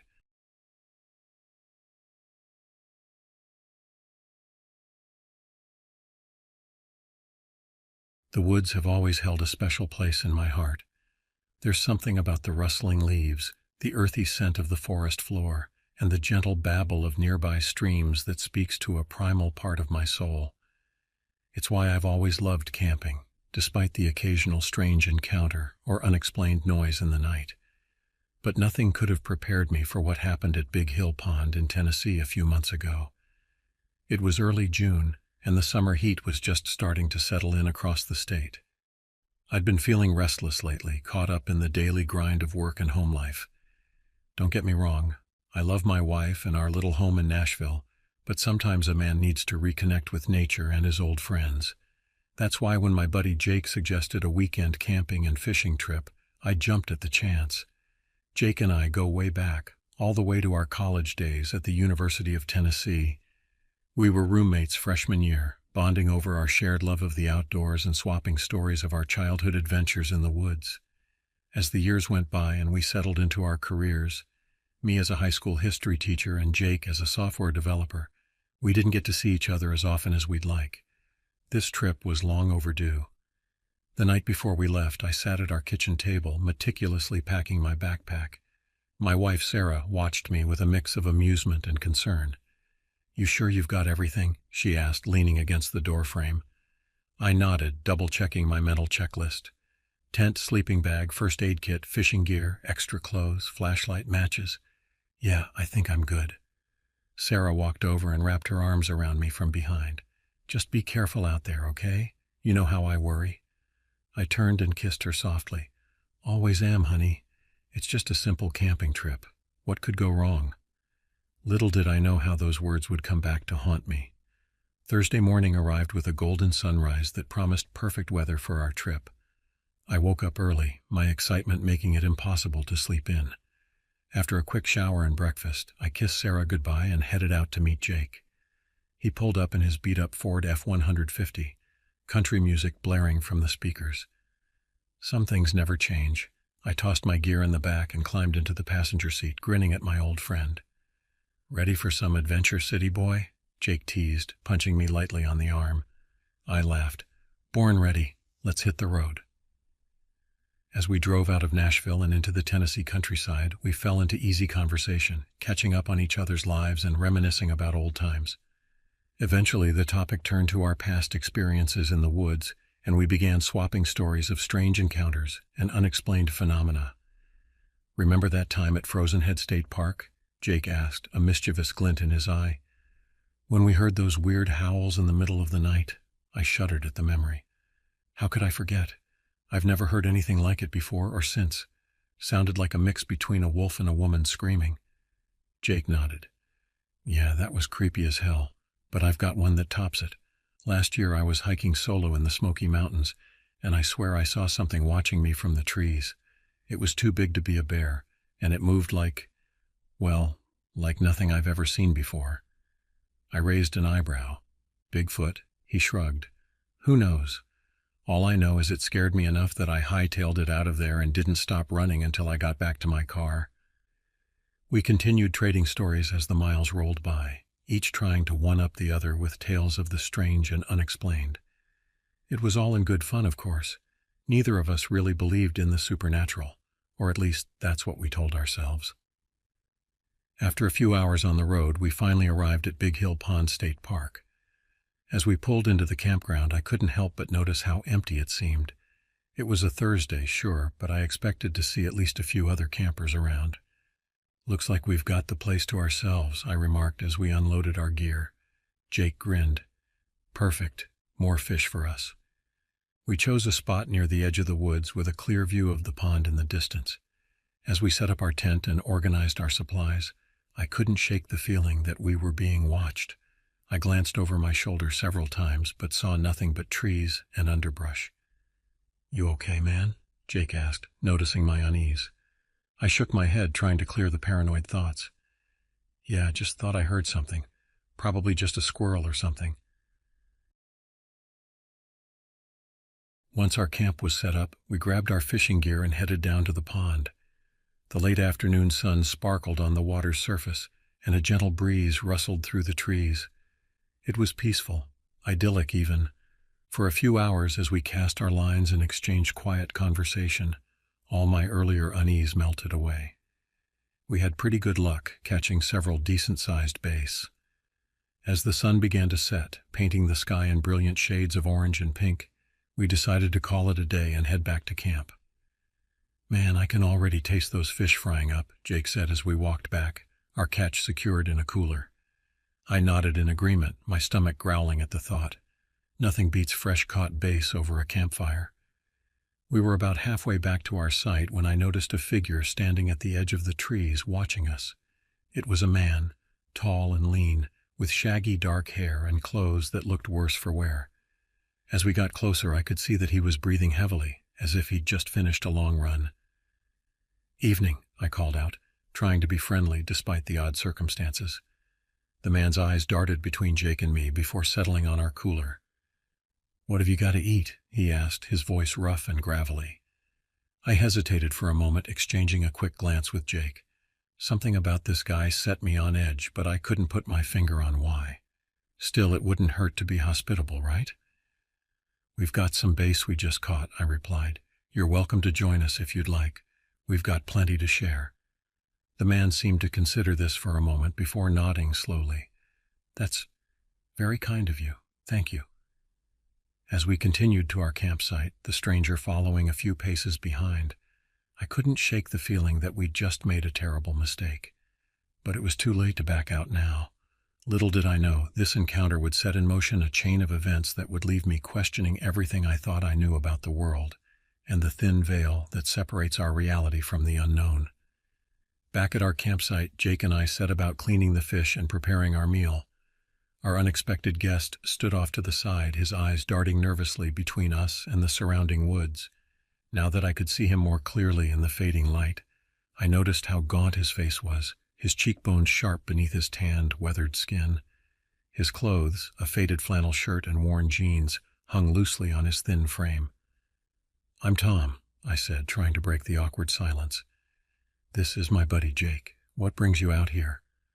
The man's gaze snapped to me as if startled by the question. "John," he muttered after a moment. I like to run the trails here. Keeps me fit." Jake raised an eyebrow at this, but said nothing as he started the campfire. I couldn't blame him for his skepticism. John didn't look like he'd eaten a good meal in weeks, let alone been on a regular running regimen.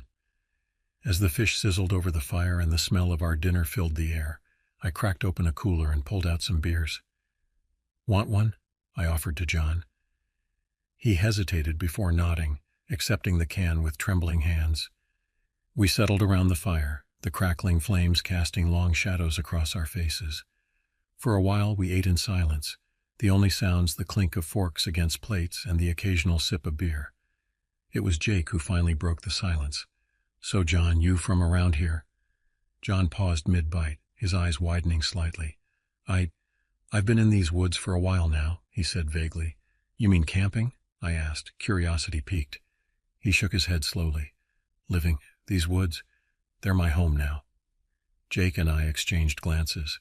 It wasn't unheard of for people to live off the grid in places like this, but something about John's demeanor suggested there was more to his story. "Must get lonely out here by yourself," I ventured, hoping to draw him out a bit more. John's lips twitched in what might have been a smile. "I'm not always alone," he said cryptically. "The forest, it has its own inhabitants." A chill ran down my spine at his words, though I couldn't say why. Maybe it was the way he said it, with a mixture of fear and reverence in his voice. Jake, ever the jokester, decided to lighten the mood. "Yeah, like bears and cougars, right? Or maybe Bigfoot." He laughed, taking another swig of his beer. But John didn't laugh. Instead, his face paled, and he leaned in close, his voice dropping to a whisper.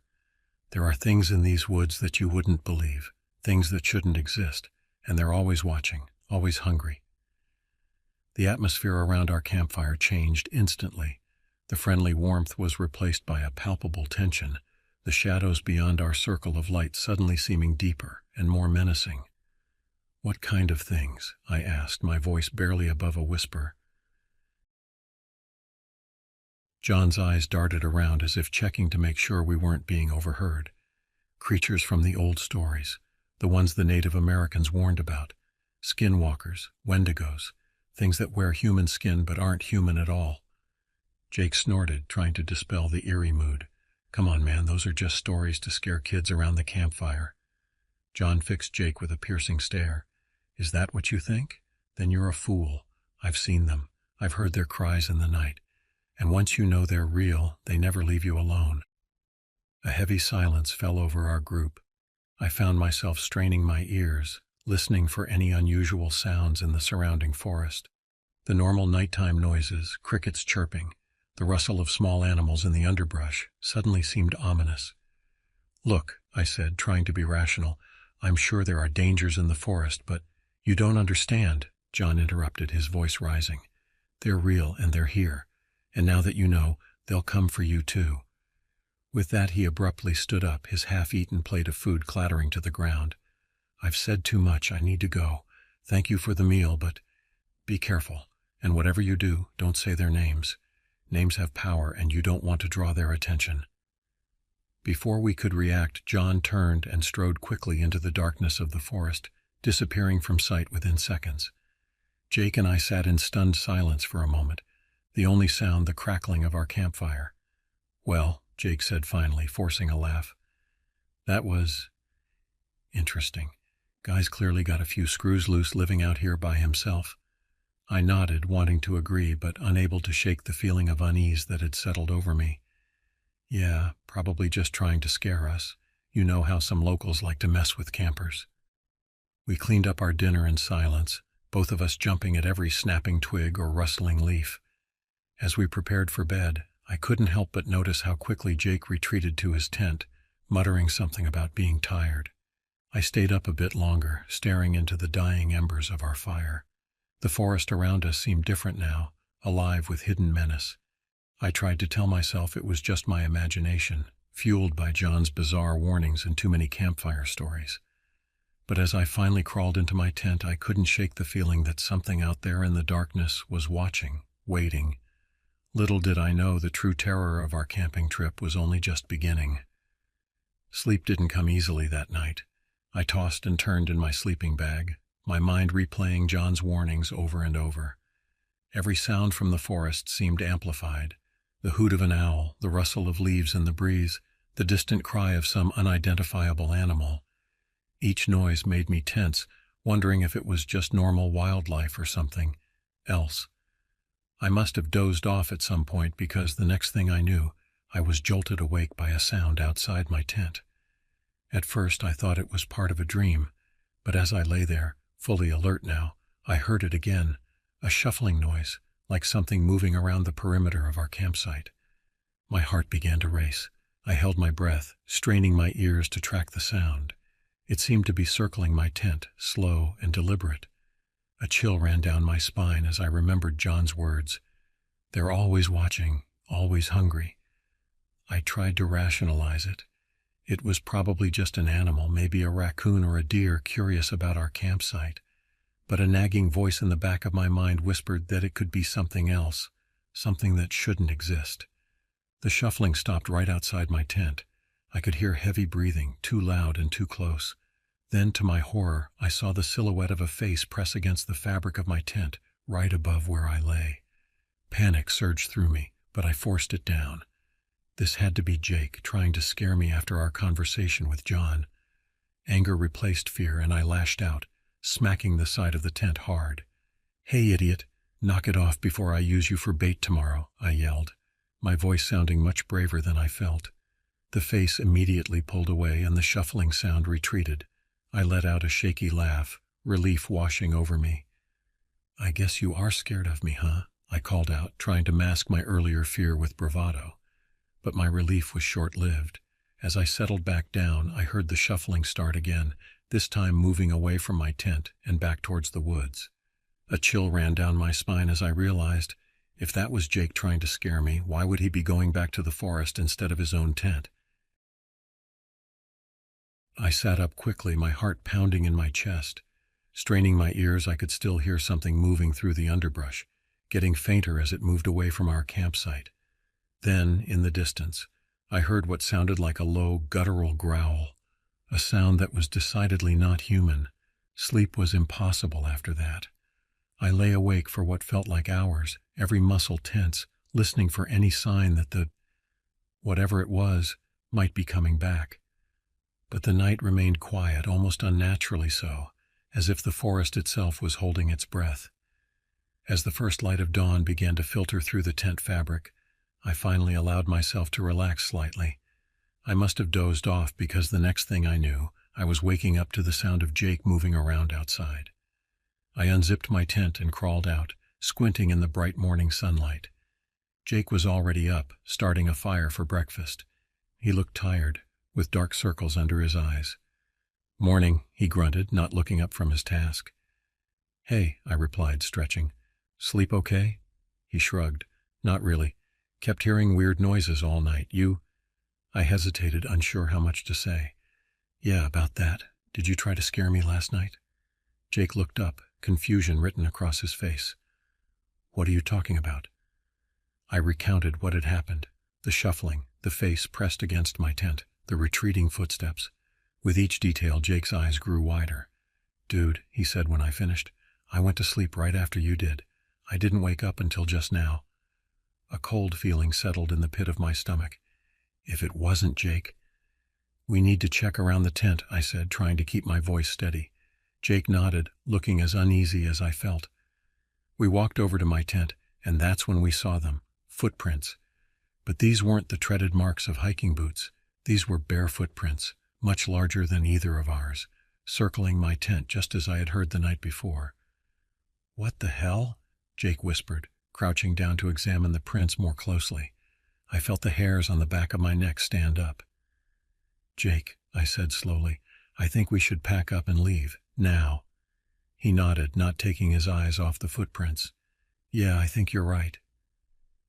We packed up our campsite in record time, barely speaking as we worked. As we were loading the last of our gear into Jake's truck, movement at the edge of the clearing caught my eye. I turned and felt my blood run cold. There, standing just within the tree line, was John. But he looked different. His posture was straighter, his face less gaunt, and he was smiling, a wide, unsettling grin that didn't reach his eyes. He raised a hand and waved at us, the gesture somehow both friendly and deeply menacing. "Jake," I said, my voice barely above a whisper, "we need to go, now." Jake looked up, saw John, and without a word jumped into the driver's seat. I scrambled into the passenger side, and we peeled out of the campsite, gravel flying from beneath the tires.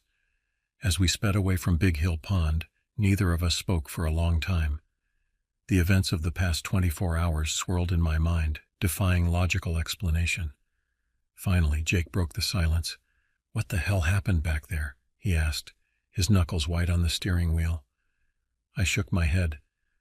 "I don't know, man. I really don't know." We drove in silence after that, both lost in our own thoughts. But one thing was certain. Our perception of the world had been irrevocably changed. The line between reality and the impossible had blurred, and I knew that neither of us would ever look at the forest of Tennessee the same way again. As we merged onto the highway heading back to the safety of Nashville, I couldn't shake the feeling that our encounter with whatever lurked in those woods wasn't over. Something told me that once you've glimpsed the other side, it never truly lets you go. The drive back to Nashville was tense and mostly silent. Every so often, Jake or I would start to say something, only to trail off, unsure how to put our experience into words. The forests we passed seemed darker somehow, hiding untold secrets behind their leafy facades. As we neared the city, the familiar skyline coming into view, I felt a mixture of relief and unease. Part of me was glad to be back in the realm of the familiar, where streetlights and concrete pushed back the shadows. But another part of me knew that the comfort was illusory. What we had experienced, or thought we had experienced, in Big Hill Pond had changed something fundamental in how we viewed the world. Jake dropped me off at my house, both of us making vague promises to call each other soon. As I walked up to my front door, I could see Sarah through the window, her face lighting up as she noticed me. For a moment I considered not telling her about what had happened. Why burden her with this strange, unsettling tale? But as soon as I stepped inside and she hugged me, the words came tumbling out. I told her everything, about John, the noises in the night, the footprints, and our hasty departure. To her credit, Sarah listened without interrupting, her expression a mix of concern and disbelief. When I finished, she was quiet for a long moment. "Tom," she said finally, "are you sure it wasn't just your imagination? You know how those woods can play tricks on your mind, especially after ghost stories around the campfire." I wanted to agree with her, to laugh it off as an overactive imagination fueled by too many beers and a creepy stranger's tales. But I couldn't shake the memory of those footprints, of John's unsettling smile as we drove away. "I don't know what it was," I admitted, "but I know what I saw, what I felt. Something wasn't right in those woods, Sarah." She nodded slowly, clearly unsure what to make of my story, but unwilling to dismiss it entirely. "Well, you're home now," she said, squeezing my hand. "You're safe." But was I? That night, as I lay in bed next to Sarah, I found myself unable to sleep. Every time I closed my eyes, I saw John's face, that unnatural grin, or imagined something pressing against our bedroom window, watching, waiting. The days that followed were a struggle to return to normalcy. I went back to work, teaching history to uninterested high schoolers, but my mind kept drifting back to Big Hill Pond. I found myself researching local legends, delving into forums about cryptid sightings and unexplained phenomena in the Tennessee wilderness. The more I read, the more I realized that our experience wasn't unique. There were countless stories of strange encounters in those woods dating back centuries. Jake and I talked on the phone a few times, each conversation circling around what had happened without directly addressing it. I could tell he was struggling as much as I was to reconcile our experience with his rational worldview. About a week after our trip, I woke in the middle of the night to a strange sound. At first I thought it was just the wind, but as I listened I realized it was a low rhythmic chanting coming from outside. My blood ran cold as I recognized words from the legends I'd been researching, old names, powerful names. I rushed to the window, my heart pounding. There, at the edge of our backyard where it bordered a small wooded area, I saw a figure. It was too dark to make out details, but I knew with a certainty that defied logic that it was John. He raised a hand in that same wave I'd seen as we left the campsite. I blinked, and he was gone, but the chanting lingered for a moment longer before fading away. I didn't tell Sarah about this incident. I didn't tell anyone, but I knew then that whatever we had encountered in Big Hill Pond hadn't stayed there. It had followed us home, or perhaps it had been here all along, hiding in the shadows at the edges of our everyday world. In the months since, I've tried to go on with my life as normal, but I can't shake the feeling that I'm being watched, that something is waiting just out of sight. I find myself avoiding wooded areas, even the small park near our house. At night, I lie awake listening for sounds that don't belong. Jake and I have drifted apart. I think it's easier for him to avoid me, to try and forget what happened. Sometimes I envy his ability to push it aside, but I can't forget. I can't unsee what I've seen or unlearn what I now know. The world is bigger and stranger than we ever imagined. There are things out there, ancient and powerful, that defy our understanding. And once you've glimpsed them, you can never truly go back to the comfort of ignorance. So I wait, and I watch. And sometimes on dark nights when the wind whispers through the trees, I wonder, are they watching me too? And what will happen when they decide to do more than just watch? This isn't the supernatural story you're used to, with clear endings and explained phenomena. This is a story of the unknown creeping into the familiar, of the lines between reality and legend blurring. And perhaps that's the scariest story of all, the one where the monsters might be real, and they might be closer than we ever dared to imagine.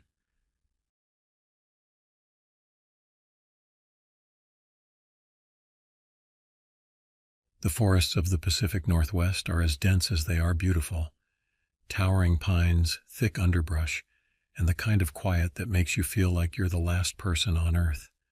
I had been living there for years, nestled in a cabin I built myself, a good hour's hike from the nearest road. Isolation wasn't just a preference, it was a necessity. My past had taught me that much. It was the summer of 1999 when things started to change. The first sign was the disappearance of Andy. My neighbor, though neighbor in these parts means someone who lives a few miles away. Andy was a tough guy, ex-military, and not the type to get lost easily. He knew the woods like the back of his hand. But one day he didn't come home. I remember that evening vividly. The sun was setting, casting long shadows through the trees. Andy's wife Maggie showed up at my doorstep, worry etched deep into her face. "Sam," she said, her voice trembling. "Andy didn't come back from his hike. It's been hours. Can you help me find him?" I grabbed my gear without hesitation, a flashlight, a hunting knife, and my old .45 revolver. We headed out into the woods, calling his name, our voices swallowed by the forest. Hours passed and the light faded, but there was no sign of Andy. We searched until the early hours of the morning before exhaustion forced us to return. The next day, the local authorities organized a search party. Volunteers came from all around, folks who knew Andy and wanted to help. We scoured the woods for days, but it was like he had vanished into thin air. No tracks, no signs of a struggle. Nothing. Just gone. It wasn't long after that when other strange things began happening. At first it was small stuff, tools going missing, strange noises at night. Then, more people started disappearing. Hikers, hunters, people who had no reason to just walk off into the woods without a trace. The local community was gripped by fear, whispers of a curse or something worse spreading like wildfire. One evening I was sitting by the fire trying to shake off the unease that had settled over the area.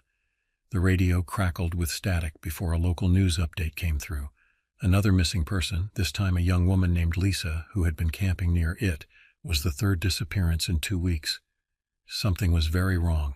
Determined to get to the bottom of it, I decided to take a more active approach. If someone or something was out there, I needed to find out what it was.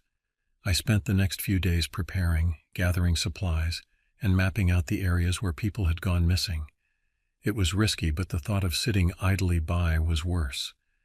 I started my search at the lake where Lisa had been camping. The area was eerily quiet, the kind of silence that feels heavy, like the forest itself is holding its breath. As I walked along the shoreline, I noticed something odd, a set of footprints leading into the woods. They were small, probably Lisa's, but there was something off about them.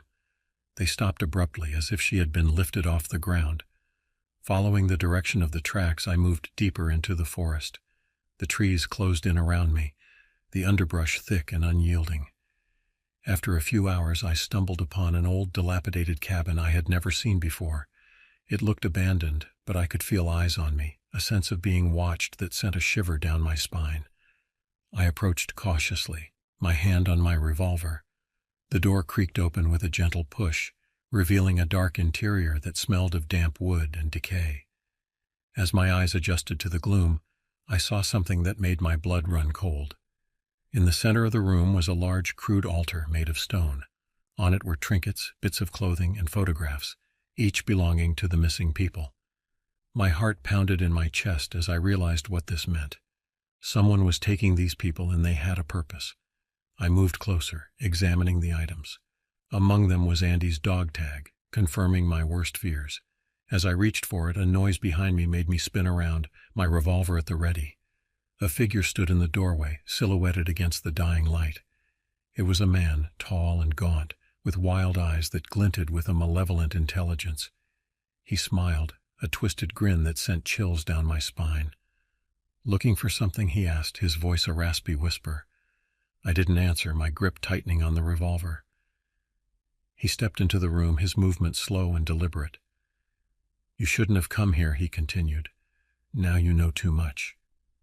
Before I could react, he lunged at me, a flash of steel in his hand. I fired, the gunshot echoing through the cabin, but he was quick, too quick. The bullet grazed his shoulder, and he let out a grunt of pain before tackling me to the ground. We struggled, his knife slashing through the air as I fought to keep him at bay. In the chaos, I managed to kick him off me, sending him sprawling into the altar.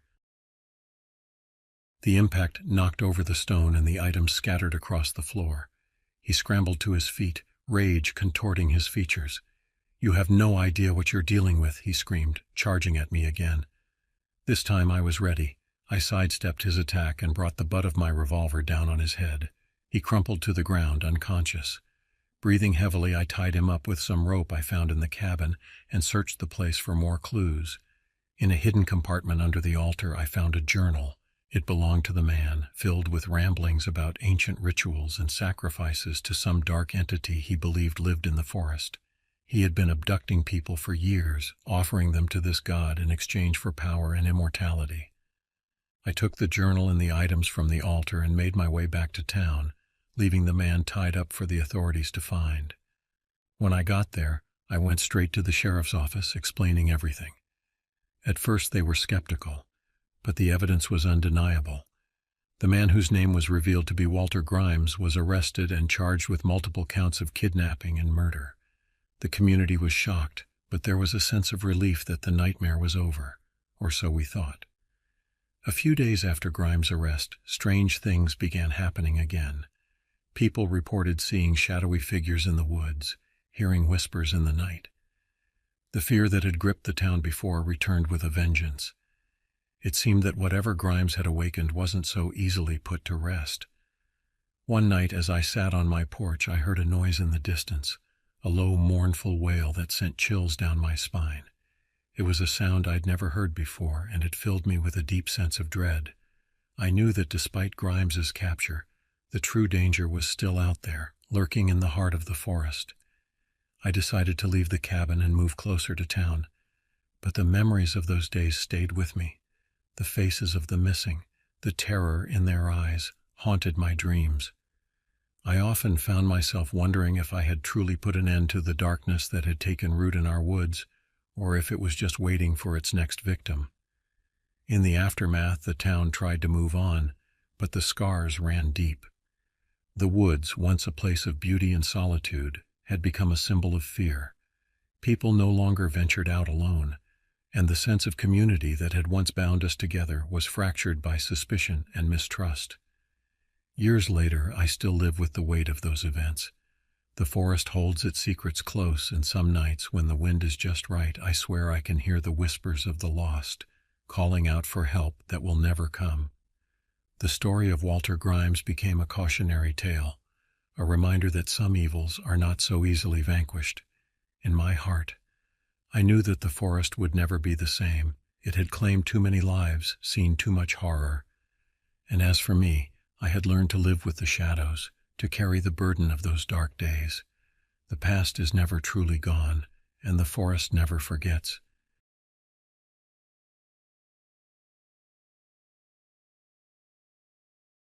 November 1997. Lost the damn dog again. Took the mutt Barnaby with me on a fishing trip up North Lake Superior. Figured the fresh air would do him good, him and his endless shedding. Parked the truck near a deserted stretch of shoreline rocky cliffs overlooking the steely water.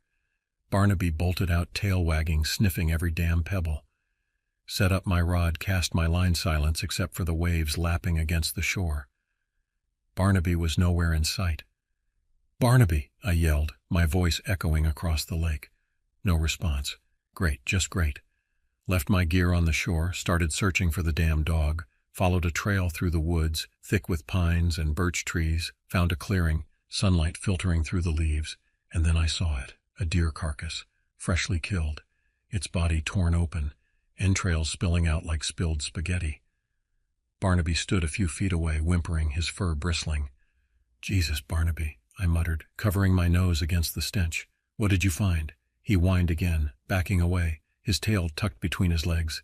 Something rustled in the bushes. I turned, my heart pounding. There it was, a figure, tall and gaunt, emerging from the shadows, skin pale and clammy, like a corpse that had been left out in the rain.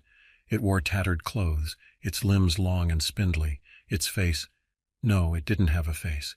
Just a smooth expanse of skin, featureless, except for a gaping maw filled with rows of needle-like teeth. It let out a hiss, a sound like air escaping a punctured tire. Barnaby yelped, cowering behind me. I backed away, my mind racing. What the hell was this thing?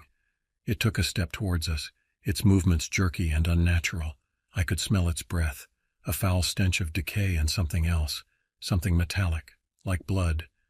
Barnaby whined again, his body trembling. I knew we had to get out of there. Turned and ran, Barnaby at my heels. We crashed through the undergrowth, the creature's hisses echoing behind us. Reached the shore, scrambled over the rocks towards the truck. Fumbled with the keys, my hands shaking. The creature emerged from the trees, its pale form silhouetted against the setting sun. It let out a shriek, a sound that seemed to pierce my eardrums. I threw open the truck door, shoved Barnaby inside, jumped into the driver's seat, slammed the door shut, turned the key. The engine sputtered to life. The creature lunged, its claws scraping against the truck's window. I threw the truck into gear, tires spinning as we sped away. Didn't stop until we reached the nearest town, a dusty little outpost with a single gas station and a diner that smelled of stale coffee and grease. Barnaby whined in the back seat, his body still trembling. I got out, my legs shaky, and went inside the diner. Ordered a double shot of whiskey, downed it in one gulp. The waitress, a woman with tired eyes and a name tag that read Darla, gave me a curious look. "Rough day?" she asked. "You could say that," I muttered, signaling for another drink, told her about the creature, about the deer carcass, about the chase through the woods. She listened, her expression a mix of skepticism and concern. "There's been talk," she said, wiping down the counter with a rag. "People disappearing in the woods, hikers, campers, never seen again." A chill ran down my spine. "You think it's the same thing?" I asked. She shrugged. "Could be, or maybe it's just bears or wolves." I finished my drink, the whiskey burning a hole in my gut. "I don't think so," I said. "This was something else, something evil." Darla gave me a long look. "Be careful out there," she said. "These woods, they hold secrets." I nodded, paid for my drinks, and went back to the truck. Barnaby was curled up in the back seat, his eyes closed. I started the engine, headed back towards the highway. The sun had set, the sky a canvas of fading light. I couldn't shake the feeling that I was being watched, that the creature was out there somewhere lurking in the shadows. I drove through the night, the headlights cutting through the darkness. Every rustle of leaves, every shadow on the road sent my heart racing. Reached home just before dawn, exhausted but unable to sleep. The image of the creature, its featureless face and gaping maw, haunted my thoughts. I knew I couldn't just forget what I'd seen. I had to do something, but what? I was just a regular guy, a salesman with a mortgage and a bad back. What could I possibly do against a creature like that? I paced the floor, my mind racing. Then I remembered something Darla had said. These woods, they hold secrets. Maybe there was something out there, something that could help me understand what I'd encountered, something that could help me fight back. I sat down at my computer, started researching, read about local legends, about folklore, about creatures of the night. Hours passed, the sun rising and setting. I found nothing. Just when I was about to give up, I stumbled upon a website, a forum for people who had encountered strange and unexplained phenomena. I created an account, posted my story. Within minutes I had responses, people from all over the country sharing their own experiences with similar creatures. They called it the Faceless One, the Skinless Man, the Eater of Souls. They said it was ancient, a being that had existed for centuries, feeding on the fear and flesh of humans. They said it was unstoppable, but I refused to believe that. There had to be a way to defeat it. I spent the next few days reading through the forum, learning everything I could about the creature. It seemed to be drawn to places of darkness and despair, abandoned buildings, isolated stretches of wilderness, places where people felt lost and alone.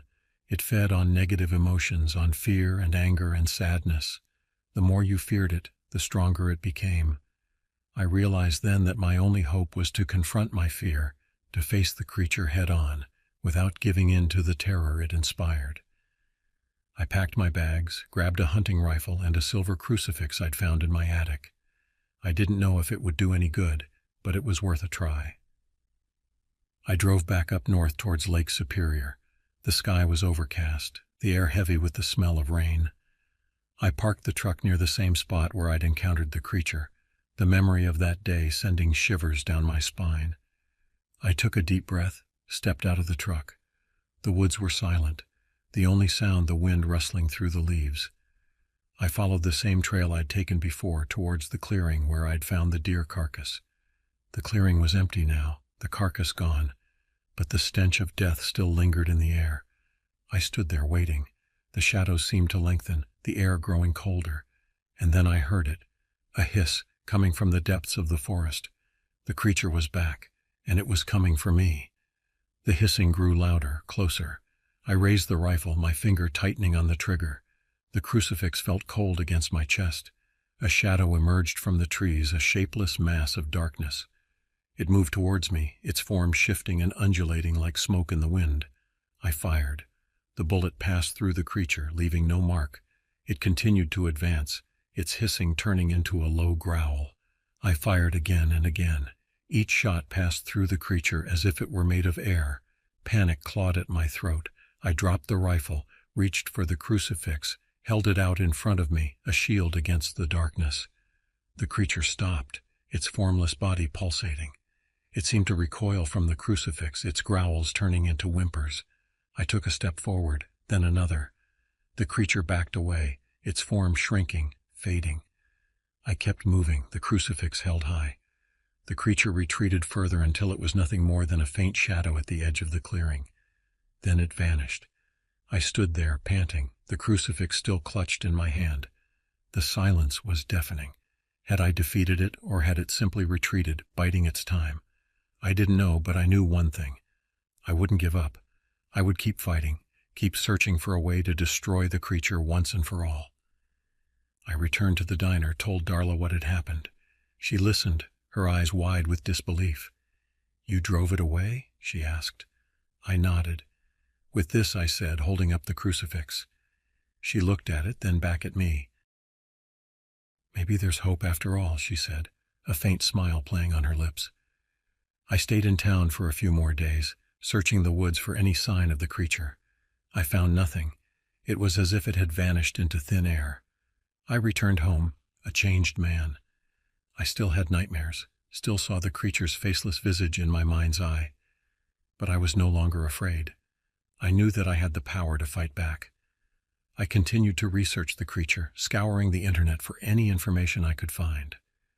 I learned that it was not a solitary being, but part of a larger entity, a collective consciousness of darkness that fed on human suffering.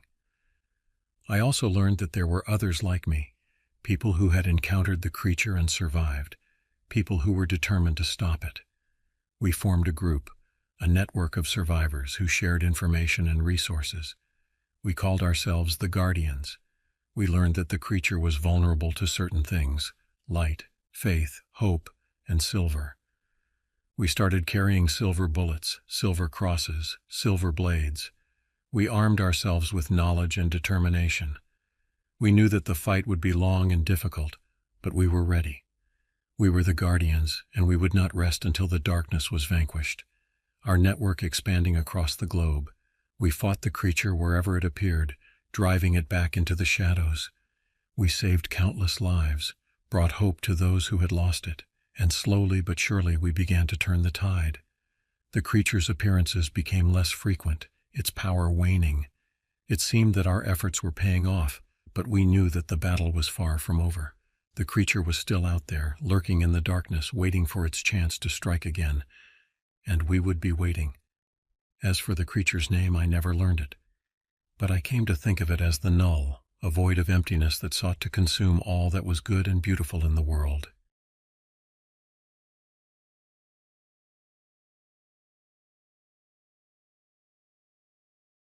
This happened to me a while back in a secluded off-the-grid place called Wolf Creek in Idaho. I was ecstatic for my solo retreat with nature. My name is Elson Grenley, and I work as a software analyst in the city. The first night in the woods, I stumbled upon a body, mutilated beyond recognition. I immediately called 911, but my phone lost signal midway through the conversation. They told me to stay put, which proved difficult in this remote place. As I waited anxiously for assistance to arrive, Tilda Jameson, my neighbor from a nearby cabin, appeared. She listened intently as I explained the horror I'd come across. Though shaken herself, she suggested we check on other people staying nearby. While knocking on doors with no success, we discovered trails of red slurry leading deeper into the woods. Steeling ourselves, we followed the grim path and discovered more bodies disfigured in similarly grotesque manners, one missing an arm, another beheaded. With each grisly find, our fear spiked and curiosity grew as to who or what could possibly be responsible for these hideous acts. Out of nowhere, we heard rustling bushes nearby. Our hearts nearly stopped when an enormous creature burst from shadows.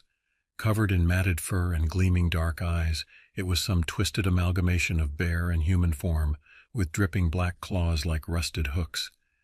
Tilda screamed something about Hid grandmother warning her of old forest folklore, which seemed impossible until now.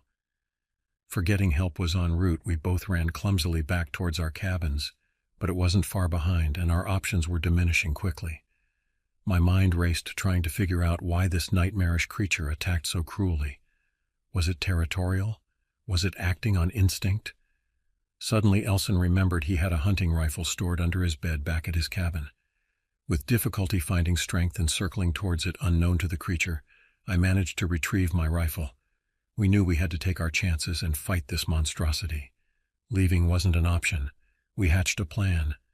Tilda would distract the beast while Elson took aim.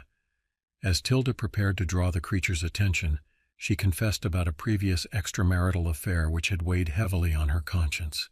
It made her feel human and relatable given what she was about to face. Tilda stepped out, taunting the beast. "Hey, monster, over here!" she yelled. The creature growled and charged at her. I held my breath, poised to fire, but couldn't get a clean shot, fearing I'd hit Tilda. The chase continued. We were exhausted, but determined not to become its next meal. The tension in the air was electric as we came to understand that any moment could be our last. It dawned on us that perhaps this nightmarish animal somehow escaped from a nearby research facility gone wrong, or clandestine government experiment gone awry. A chillingly realistic possibility for its existence. Despite our best efforts to subdue or escape this nefarious being, we were no closer to victory than when we started attempting to save our own lives at Wolf Creek. Elson realized that he needed Tilda's sharp mind and sense of humor to keep him focused in a time like this. They shared some light banter in between their heart-wrenching gasps for air and adrenaline-pumping fight for survival against what seemed like an insurmountable foe. Tilda displayed remarkable agility, dodging the creature's powerful lunges. Its enormous twisted body was partially covered in matted fur, while other portions were a dark, leathery skin. Its face held a series of sharp teeth and terror-filled eyes that glowed red. I could see Tilda's energy waning as the beast continued its relentless pursuit. Realizing it was now or never, I decided to make my move. Shouting at Tilda to drop down, she understood my intention and dove flat to the ground. I fired multiple rounds at the creature as it leaped over Tilda. Its body seemed to jerk from the impact. As the beast fell to the ground with a thud, we didn't waste any time waiting around. At that moment, it struck me that we needed help. This wasn't something we could handle on our own. I pulled out my phone to call the police, but noticed I had no service in this remote location. As we ran further from Wolf Creek, Tilda realized we were lost. She remembered a cabin nearby that belonged to her uncle. It might be our best bet for finding shelter and possibly calling for help. Following her lead, we reached the cabin, gasping for breath and exhausted. We cautiously entered the cabin and locked the door behind us. The interior was cluttered with old hunting gear that looked like it hadn't been used in years. Amidst the chaos was an old ham radio which we hoped would work. With shaking hands, I started sending out a desperate call for assistance. While Tilda kept watch outside, I finally connected with someone who called themselves Ranger Harris. They seemed familiar with similar strange incidents in the area and promised to help us as soon as possible. Our relief was short-lived when we heard sounds of scratching and growling right outside the cabin. It couldn't be. How did this creature manage to track us down? In sheer panic, we barricaded the door with whatever heavy furniture we could find. Without warning, the creature smashed through the barrier, roaring in fury. We were cornered. Ranger Harris's voice crackled through the radio, recognizing our dire situation. He instructed us to find something silver. Desperately, Tilda grabbed an old silver candelabra and swung it hard towards the creature's face. To our shock, the creature howled in pain and backed away momentarily. Encouraged by this development, Tilda continued to wave and swing the silver item in defense. Begrudgingly, the monster retreated through the shattered door. Moments later, we heard multiple vehicles pulling up to the cabin. With guns drawn, they surrounded the cabin and instructed us to come outside. Among them was Ranger Harris. Flashing red and blue lights filled our vision as relief washed over us. We survived this. Our rescuers exchanged knowing glances as they took in the destruction of the cabin and mention of the monstrous attacker. As we sat wrapped in blankets inside an ambulance nearby, Ranger Harris approached us with a solemn expression. Without providing too many details about what we had faced that night, he mentioned our assumptions. It wasn't any ordinary animal or human. We were victims of a rare kind of Shakespeare that had been thought to be confined within government facilities. Our lives would forever be marked by this encounter at Wolf Creek, losing friends to a horrifying predator and narrowly avoiding death ourselves. We were lucky to have reached out for help in time. The Rangers promised that they would keep our story confidential and reassured us that measures would be taken to ensure such creatures would no longer roam free. We shuddered at what could have happened if we had not called for help when we did. From now on, Wolf Creek would merely serve as a vivid memory of terror, but also of newfound bonds. I, Elson, and Tilda had faced the darkest situation imaginable and survived. Although we would never forget those we lost, we would also never forget the strength and camaraderie that kept us alive.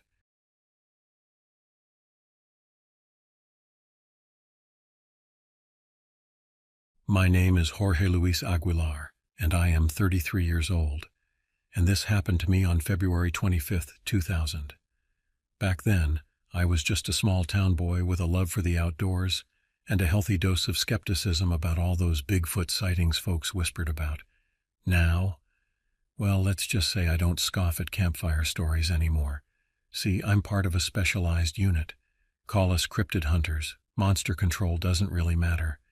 The truth is, there's things out there that most people only see in nightmares, and it's our job to deal with them. This particular assignment took us out to the Olympic Peninsula, rugged, heavily forested, the perfect place for things to hide. Reports trickled in, strange noises deep in the woods, livestock disappearing, the odd half-eaten carcass turning up miles from where it should be. My partner Davis was an old hand, ex-military, eyes sharp as flint. I was the rookie, eager to prove myself but still green enough to get spooked at every snapping twig. We set up base camp in an abandoned logging outpost, the scent of sawdust and pine resin thick in the air. Days turned into a routine of patrols, tracking phantom trails, and interviewing locals who swore they saw something massive moving through the trees. Frustration gnawed at me. Maybe they were just spooked, maybe even lying for attention. Part of me wanted to pack it in, admit this was a wild goose chase. Then came the call that changed everything. A hiker, a young woman out for a weekend trek, was reported missing. Search and rescue teams were scrambling, but we knew the drill. By the time they found her, it was bad enough with the animals. But this, I still see her face in my nightmares sometimes.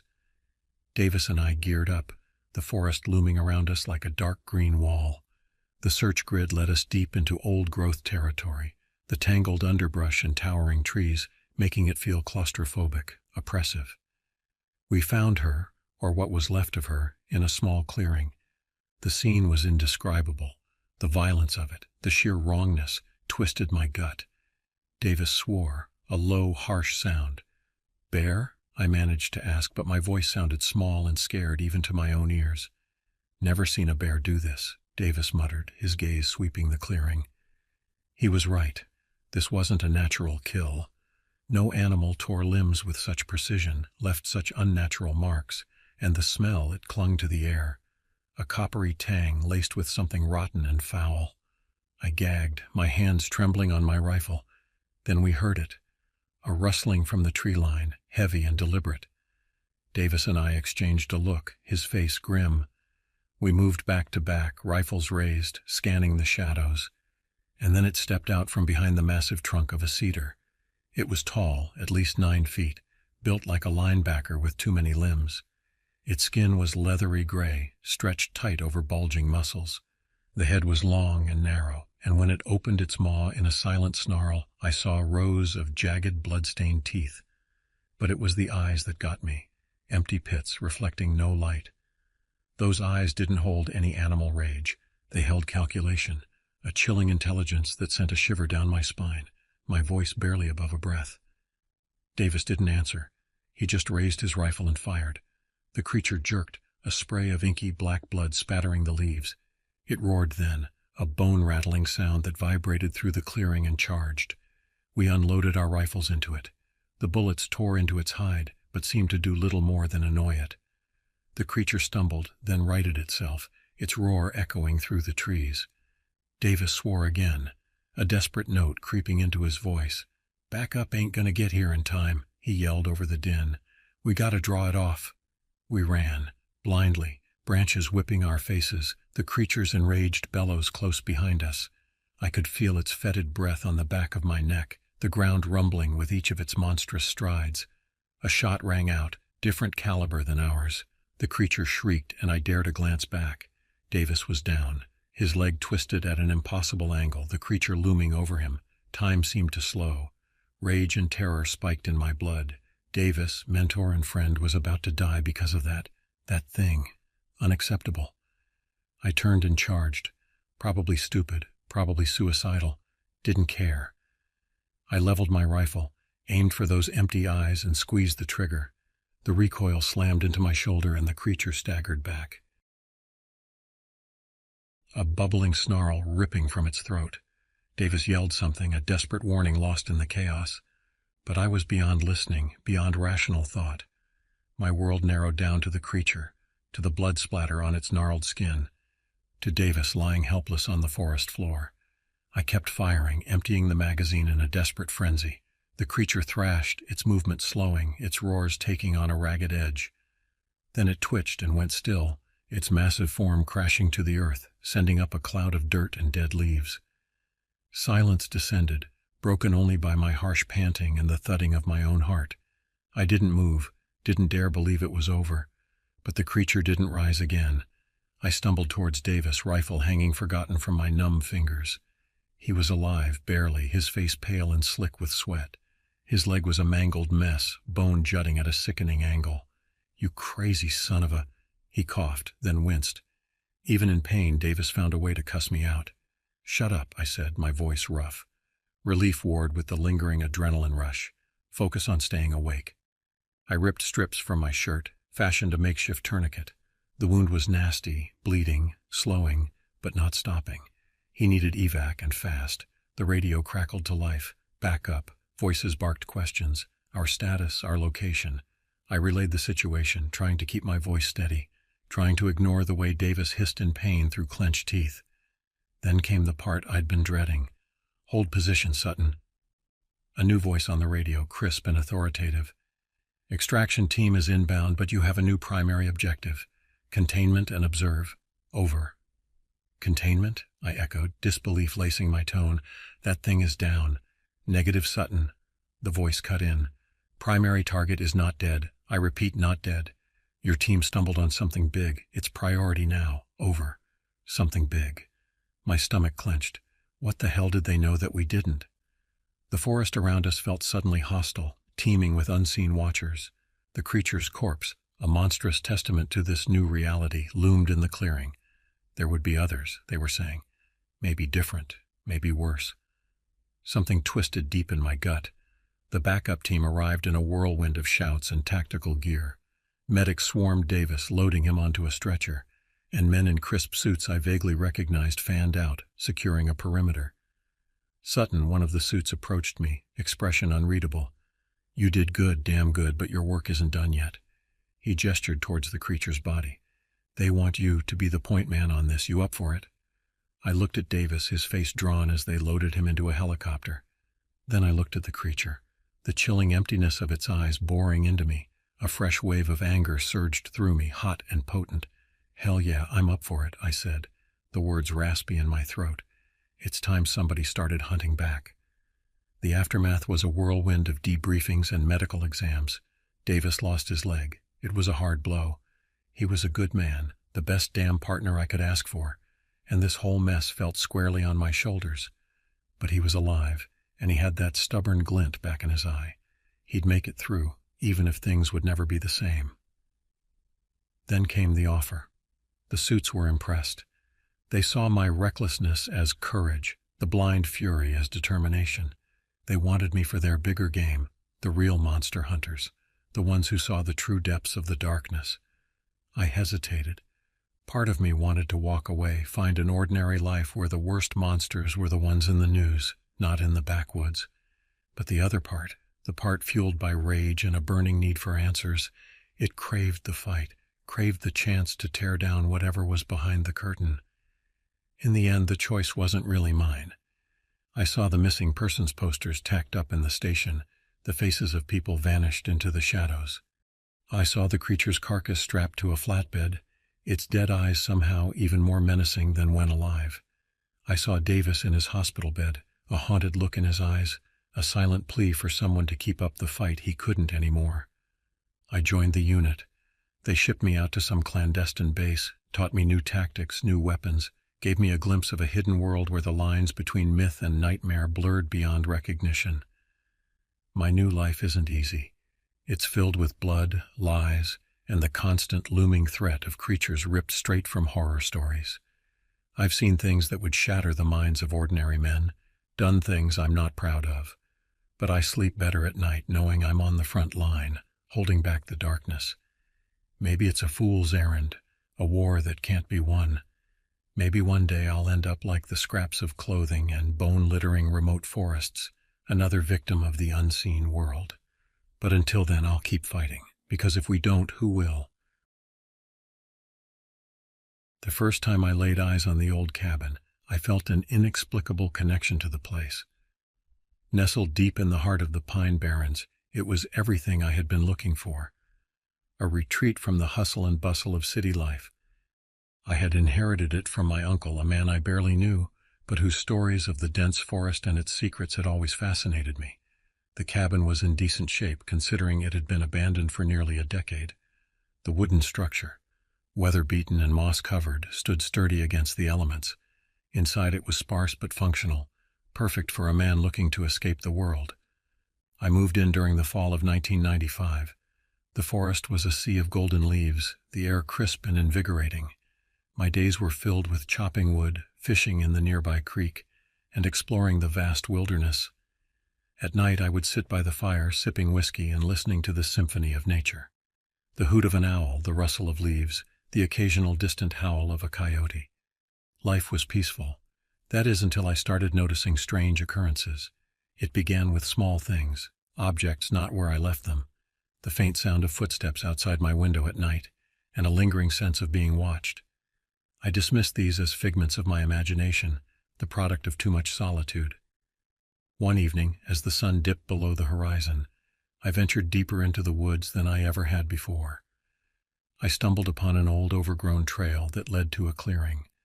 In the center stood a massive oak tree, its gnarled branches stretching skyward like skeletal arms. At the base of the tree was a stone altar covered in strange symbols and surrounded by a circle of candles, long extinguished. A chill ran down my spine. I decided to leave, but as I turned to go, I noticed something half buried in the undergrowth. It was a journal, its leather cover cracked and weathered. Curiosity got the better of me, and I took it back to the cabin. That night, by the light of the fire, I began to read. The journal belonged to a man named Samuel Carter, who had lived in the cabin in the 1920s. His entries spoke of strange rituals, mysterious disappearances, and a malevolent presence in the woods. He wrote of a cult that worshipped an ancient deity, conducting gruesome ceremonies in the clearing I had found. The more I read, the more unsettled I became. Carter described how the cult believed the forest was alive, imbued with a dark power. They claimed the deity demanded sacrifices, and those who disobeyed faced dire consequences. The journal ended abruptly, with Carter fearing for his life, convinced he was being hunted. Sleep eluded me that night. The wind howled outside, rattling the windows. I felt a growing unease, a sense that the forest was closing in on me. The next day I decided to leave, at least for a while, to clear my head and escape the oppressive atmosphere of the cabin. As I packed my belongings, I heard a noise outside, footsteps crunching on the gravel path. My heart pounded as I peered out the window, but saw nothing. I grabbed my shotgun, loaded it, and stepped outside. The forest was eerily silent, the air thick with tension. I was about to return to the cabin when I saw it, a figure standing at the edge of the clearing, barely visible in the fading light. It was tall and thin, its face obscured by a hood. My blood ran cold. I called out, but the figure didn't move. I raised the shotgun, my finger hovering over the trigger, but something held me back. The figure slowly lifted an arm and pointed towards the old trail leading to the clearing. Then, just as suddenly as it had appeared, it vanished into the trees. I stood there, paralyzed with fear and indecision.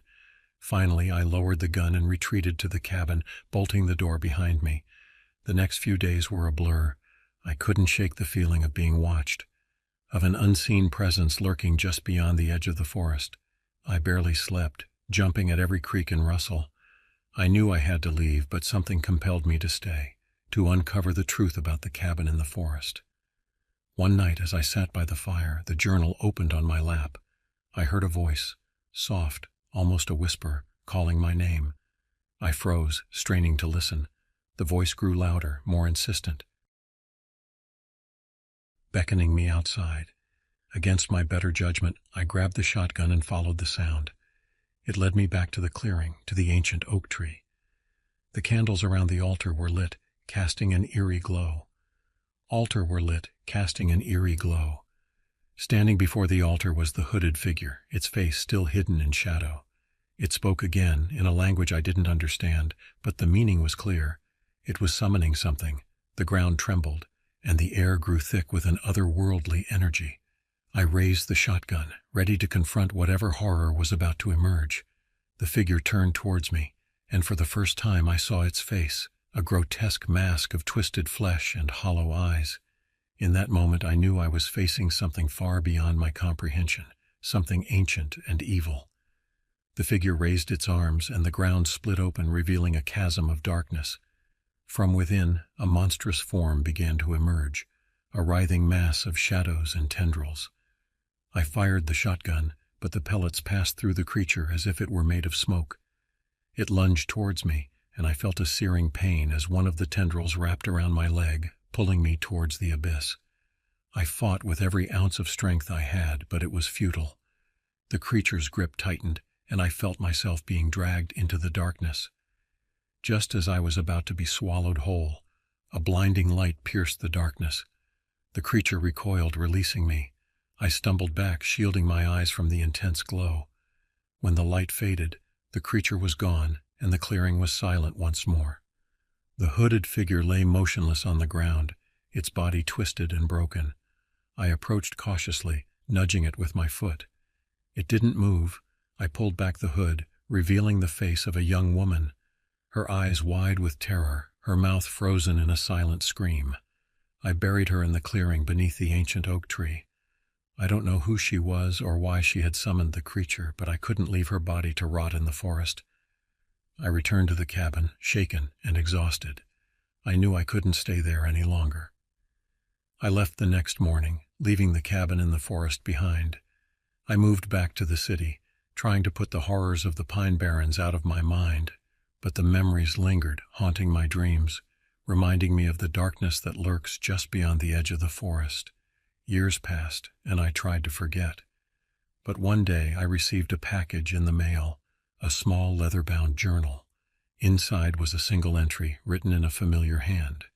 It was from Samuel Carter, dated the day before he disappeared. He wrote of a way to banish the creature, to seal it back in the abyss from which it came. But it required a sacrifice, a willing soul to take its place. I knew what I had to do.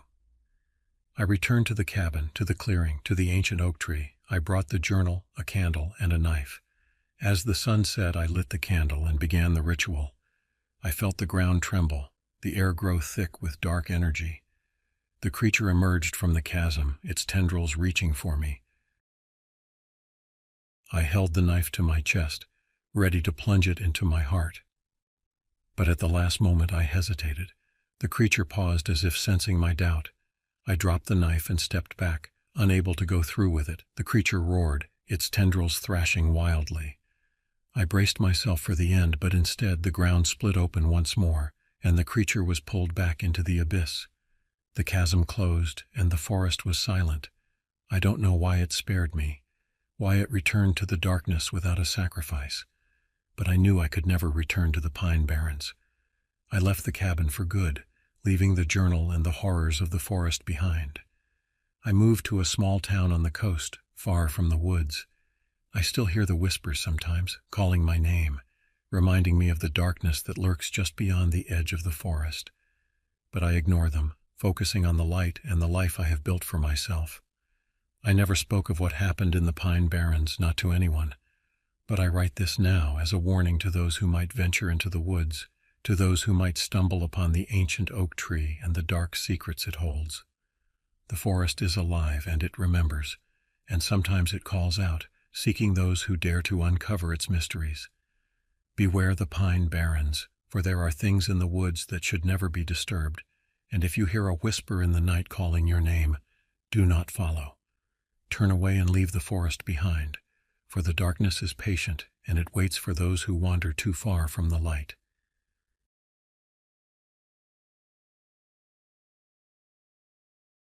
The morning sun was just beginning to peek over the horizon as I pulled into the Monument 83 trailhead parking lot. It was 5:45 a.m. on a Tuesday in late August, and the air was crisp with the promise of a beautiful day ahead. I sat in my car for a moment, taking deep breaths to calm my nerves. This was it, my first solo backpacking trip. I'd been planning this adventure for months, ever since my friend Sarah had to back out due to a family emergency. At first, I'd considered canceling the trip altogether. The idea of heading into the wilderness alone was daunting, to say the least.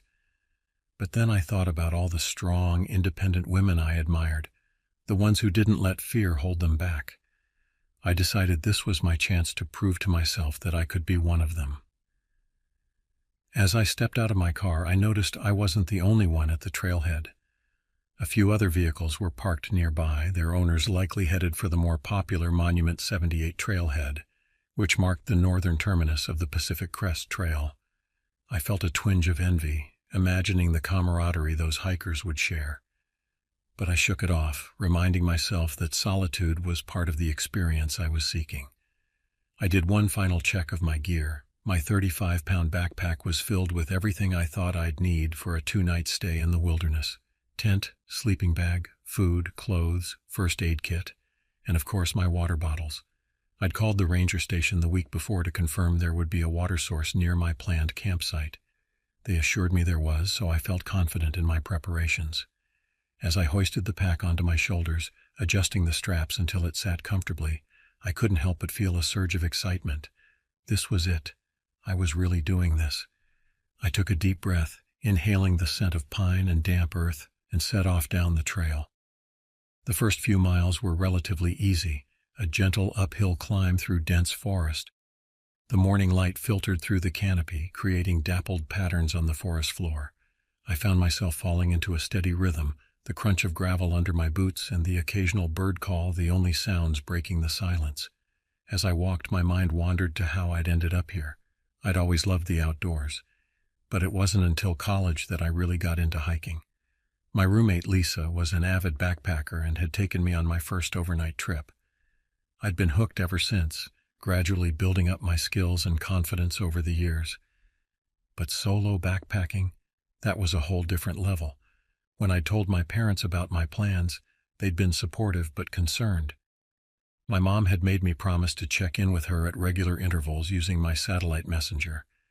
My dad had insisted on going over my gear list with me multiple times, making sure I had everything I might need in an emergency.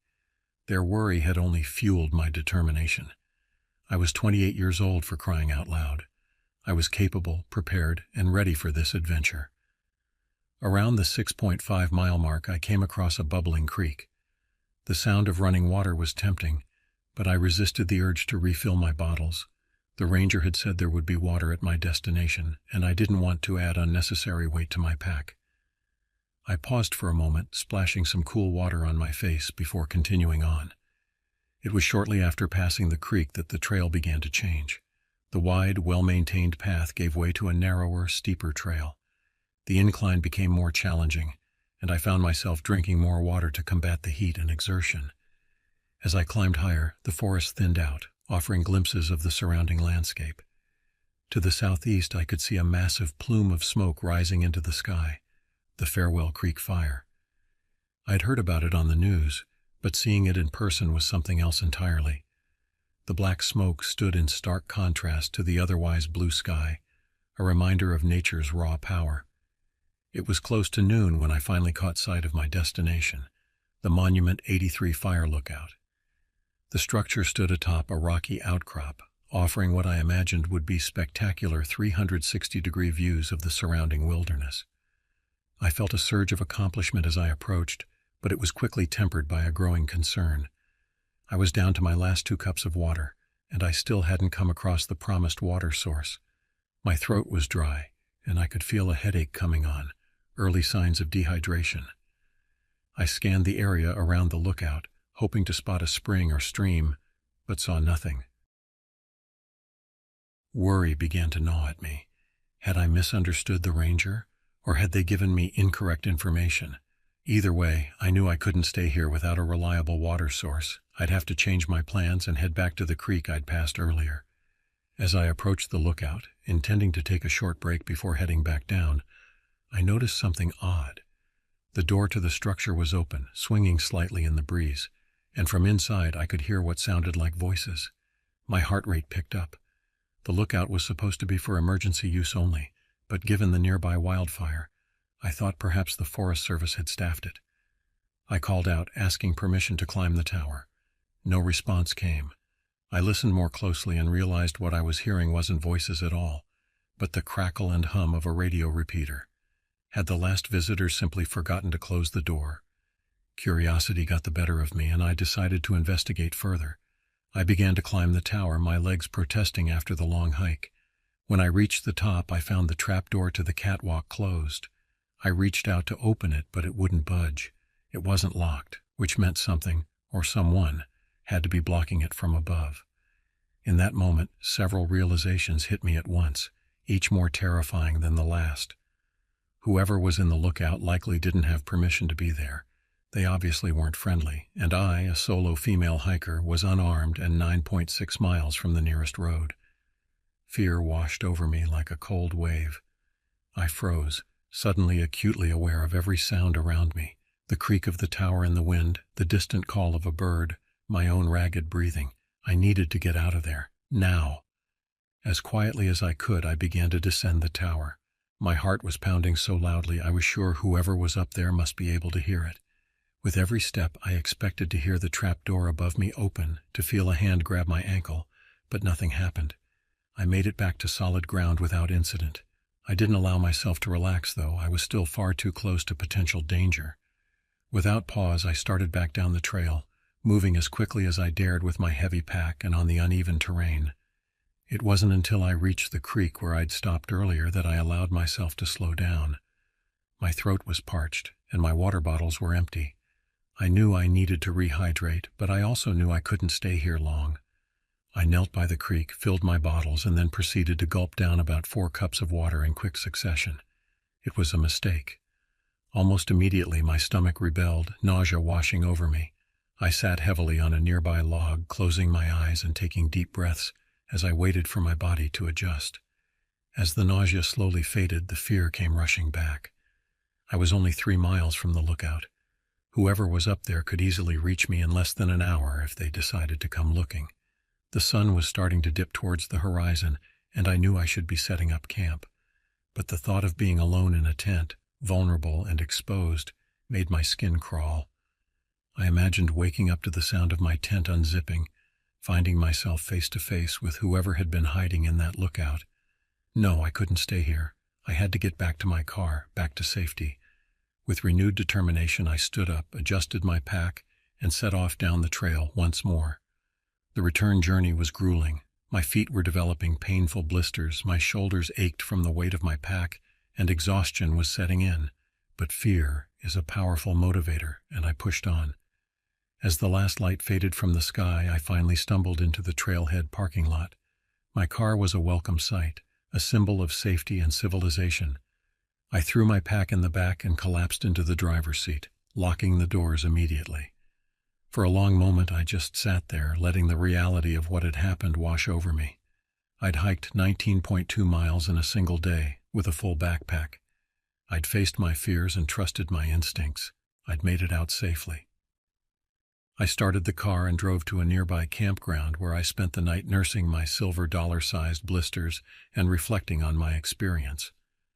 As I lay in my tent listening to the sounds of other campers nearby, I couldn't help but wonder about what or who had been in that lookout. Had I overreacted?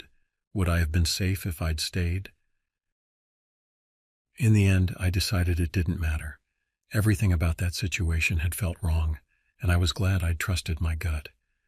Solo hiking came with risks, and one of the most important skills was knowing when to turn back. As I drifted off to sleep, I made a mental note to report what I'd experienced to the ranger station in the morning, and despite everything, I found myself already planning my next adventure, because while the wilderness could be dangerous, it was also beautiful and transformative, and I wasn't about to let one unsettling experience keep me from exploring it. The next morning I woke up feeling sore, but oddly invigorated. The events of the previous day felt almost dreamlike in the soft morning light filtering through my tent. But the ache in my muscles and the blisters on my feet were very real reminders of my ordeal. I made my way to the campground's communal bathroom, wincing with each step. As I caught sight of my reflection in the mirror, I barely recognized myself. My face was sunburned and streaked with dirt, my hair a tangled mess. But there was something different in my eyes, a hardness, a determination that hadn't been there before. After cleaning up as best I could, I headed to the ranger station. I felt a responsibility to report what I'd experienced at the Monument 83 lookout. As I waited for the ranger on duty, I rehearsed what I would say in my head, trying to make it sound as rational and believable as possible. The ranger, a middle-aged man named Tom with kind eyes and a salt and pepper beard, listened attentively as I recounted my story. He didn't interrupt, just nodded occasionally and jotted down notes. When I finished, he leaned back in his chair and let out a long breath. "Well, miss, that's quite an experience you had," he said. "First off, I want to commend you for trusting your instincts and getting yourself out of there. That was the right call." I felt a wave of relief wash over me. Part of me had been worried they wouldn't take me seriously. "Now, about that water source," Tom continued, frowning slightly. "There should have been a spring near the lookout. It's possible it's dried up with the recent drought conditions, but we'll definitely look into that. I apologize for the misinformation." He then asked me several detailed questions about what I'd seen and heard at the lookout. "We've had issues with squatters using some of our more remote facilities," he explained. "It's a constant battle, especially with the opioid crisis. We'll send a team up there to check it out." As I left the ranger station, I felt a mix of emotions. I was glad I'd reported the incident, but I couldn't shake a lingering sense of unease. What if whoever had been in that lookout was still out there? I spent the rest of the day resting at the campground, tending to my blisters and reflecting on my experience. As I sat at my campsite watching other hikers and campers go about their activities, I found myself analyzing their behavior, looking for any signs of suspicious activity. It was a new, hyper-vigilant side of myself I'd never experienced before. That evening, as I was heating up some freeze-dried pasta on my camp stove, a young couple from the neighboring campsite came over to chat. They'd noticed my backpacking gear and were curious about my trip. "Oh, we were thinking of hiking up to Monument 83 tomorrow," the woman Sarah said excitedly when I mentioned where I'd been. "How was it?" I hesitated, unsure how much to share. I didn't want to scare them unnecessarily, but I also felt a responsibility to warn them. "The views are beautiful," I said carefully, "but I had some unsettling experiences up there. Just be careful, okay? And make sure you have plenty of water. The spring that's supposed to be up there might be dry." They looked at me curiously, clearly wanting to ask more, but something in my expression must have discouraged them. They thanked me for the advice and went back to their campsite, whispering to each other as they walked away. As night fell, I found myself unable to sleep. Every sound outside my tent made me tense up. The crack of a twig, the rustle of leaves in the wind. Each noise was magnified in my hyper-alert state. I kept imagining someone unzipping my tent, just like in the scenario I'd feared up on the mountain. Around midnight, I gave up on sleep and stepped outside. The campground was quiet, most of the other campers having turned in for the night. I walked to a nearby clearing and looked up at the stars, their brilliance undiminished by city lights out here in the wilderness. As I stood there, breathing in the cool night air, I had a moment of clarity. Yes, my trip hadn't gone as planned. Yes, I'd had a frightening experience, but I'd also challenged myself, pushed my limits, and come out stronger on the other side. I'd hiked farther in one day than I ever had before. I'd made difficult decisions under pressure. I'd trusted myself. I thought about the women who had inspired me to take this trip in the first place, the solo female hikers I'd read about and admired. They must have faced fears and challenges too, but they hadn't let those experiences stop them from exploring, from pushing their boundaries. In that moment, under the vast starry sky, I made a decision. This experience wouldn't be the end of my solo adventures. Instead, it would be a valuable lesson, a stepping stone to becoming a more seasoned, more prepared outdoorswoman. The next morning, I packed up my gear with a renewed sense of purpose. My body was still sore, my feet still blistered, but my spirit felt stronger than ever. As I drove home, I was already making mental notes about what I'd do differently next time. More thorough research about water sources, a better first aid kit, maybe even some self-defense classes. When I arrived home, my phone was flooded with concerned messages from friends and family who had been tracking my trip through my satellite messenger. I spent the next few hours reassuring everyone that I was safe, giving an abbreviated version of events that wouldn't worry them too much. That night, as I lay in my own bed, I found myself missing the sounds of the forest, the fresh mountain air. Despite everything that had happened, the wilderness had left its mark on me. I knew I would be back out there soon, wiser and more prepared, ready for whatever adventures and challenges awaited me. In the weeks that followed, I threw myself into preparing for my next trip. I took a wilderness first aid course, invested in better gear, and spent hours poring over trail reports and topographic maps. I even started a blog to share my experiences and connect with other solo female hikers. About a month after my trip, I received a call from Ranger Tom. They had investigated the Monument 83 lookout and found evidence that someone had indeed been living there illegally. The squatter was long gone by the time they arrived, but they'd left behind a mess of trash and drug paraphernalia.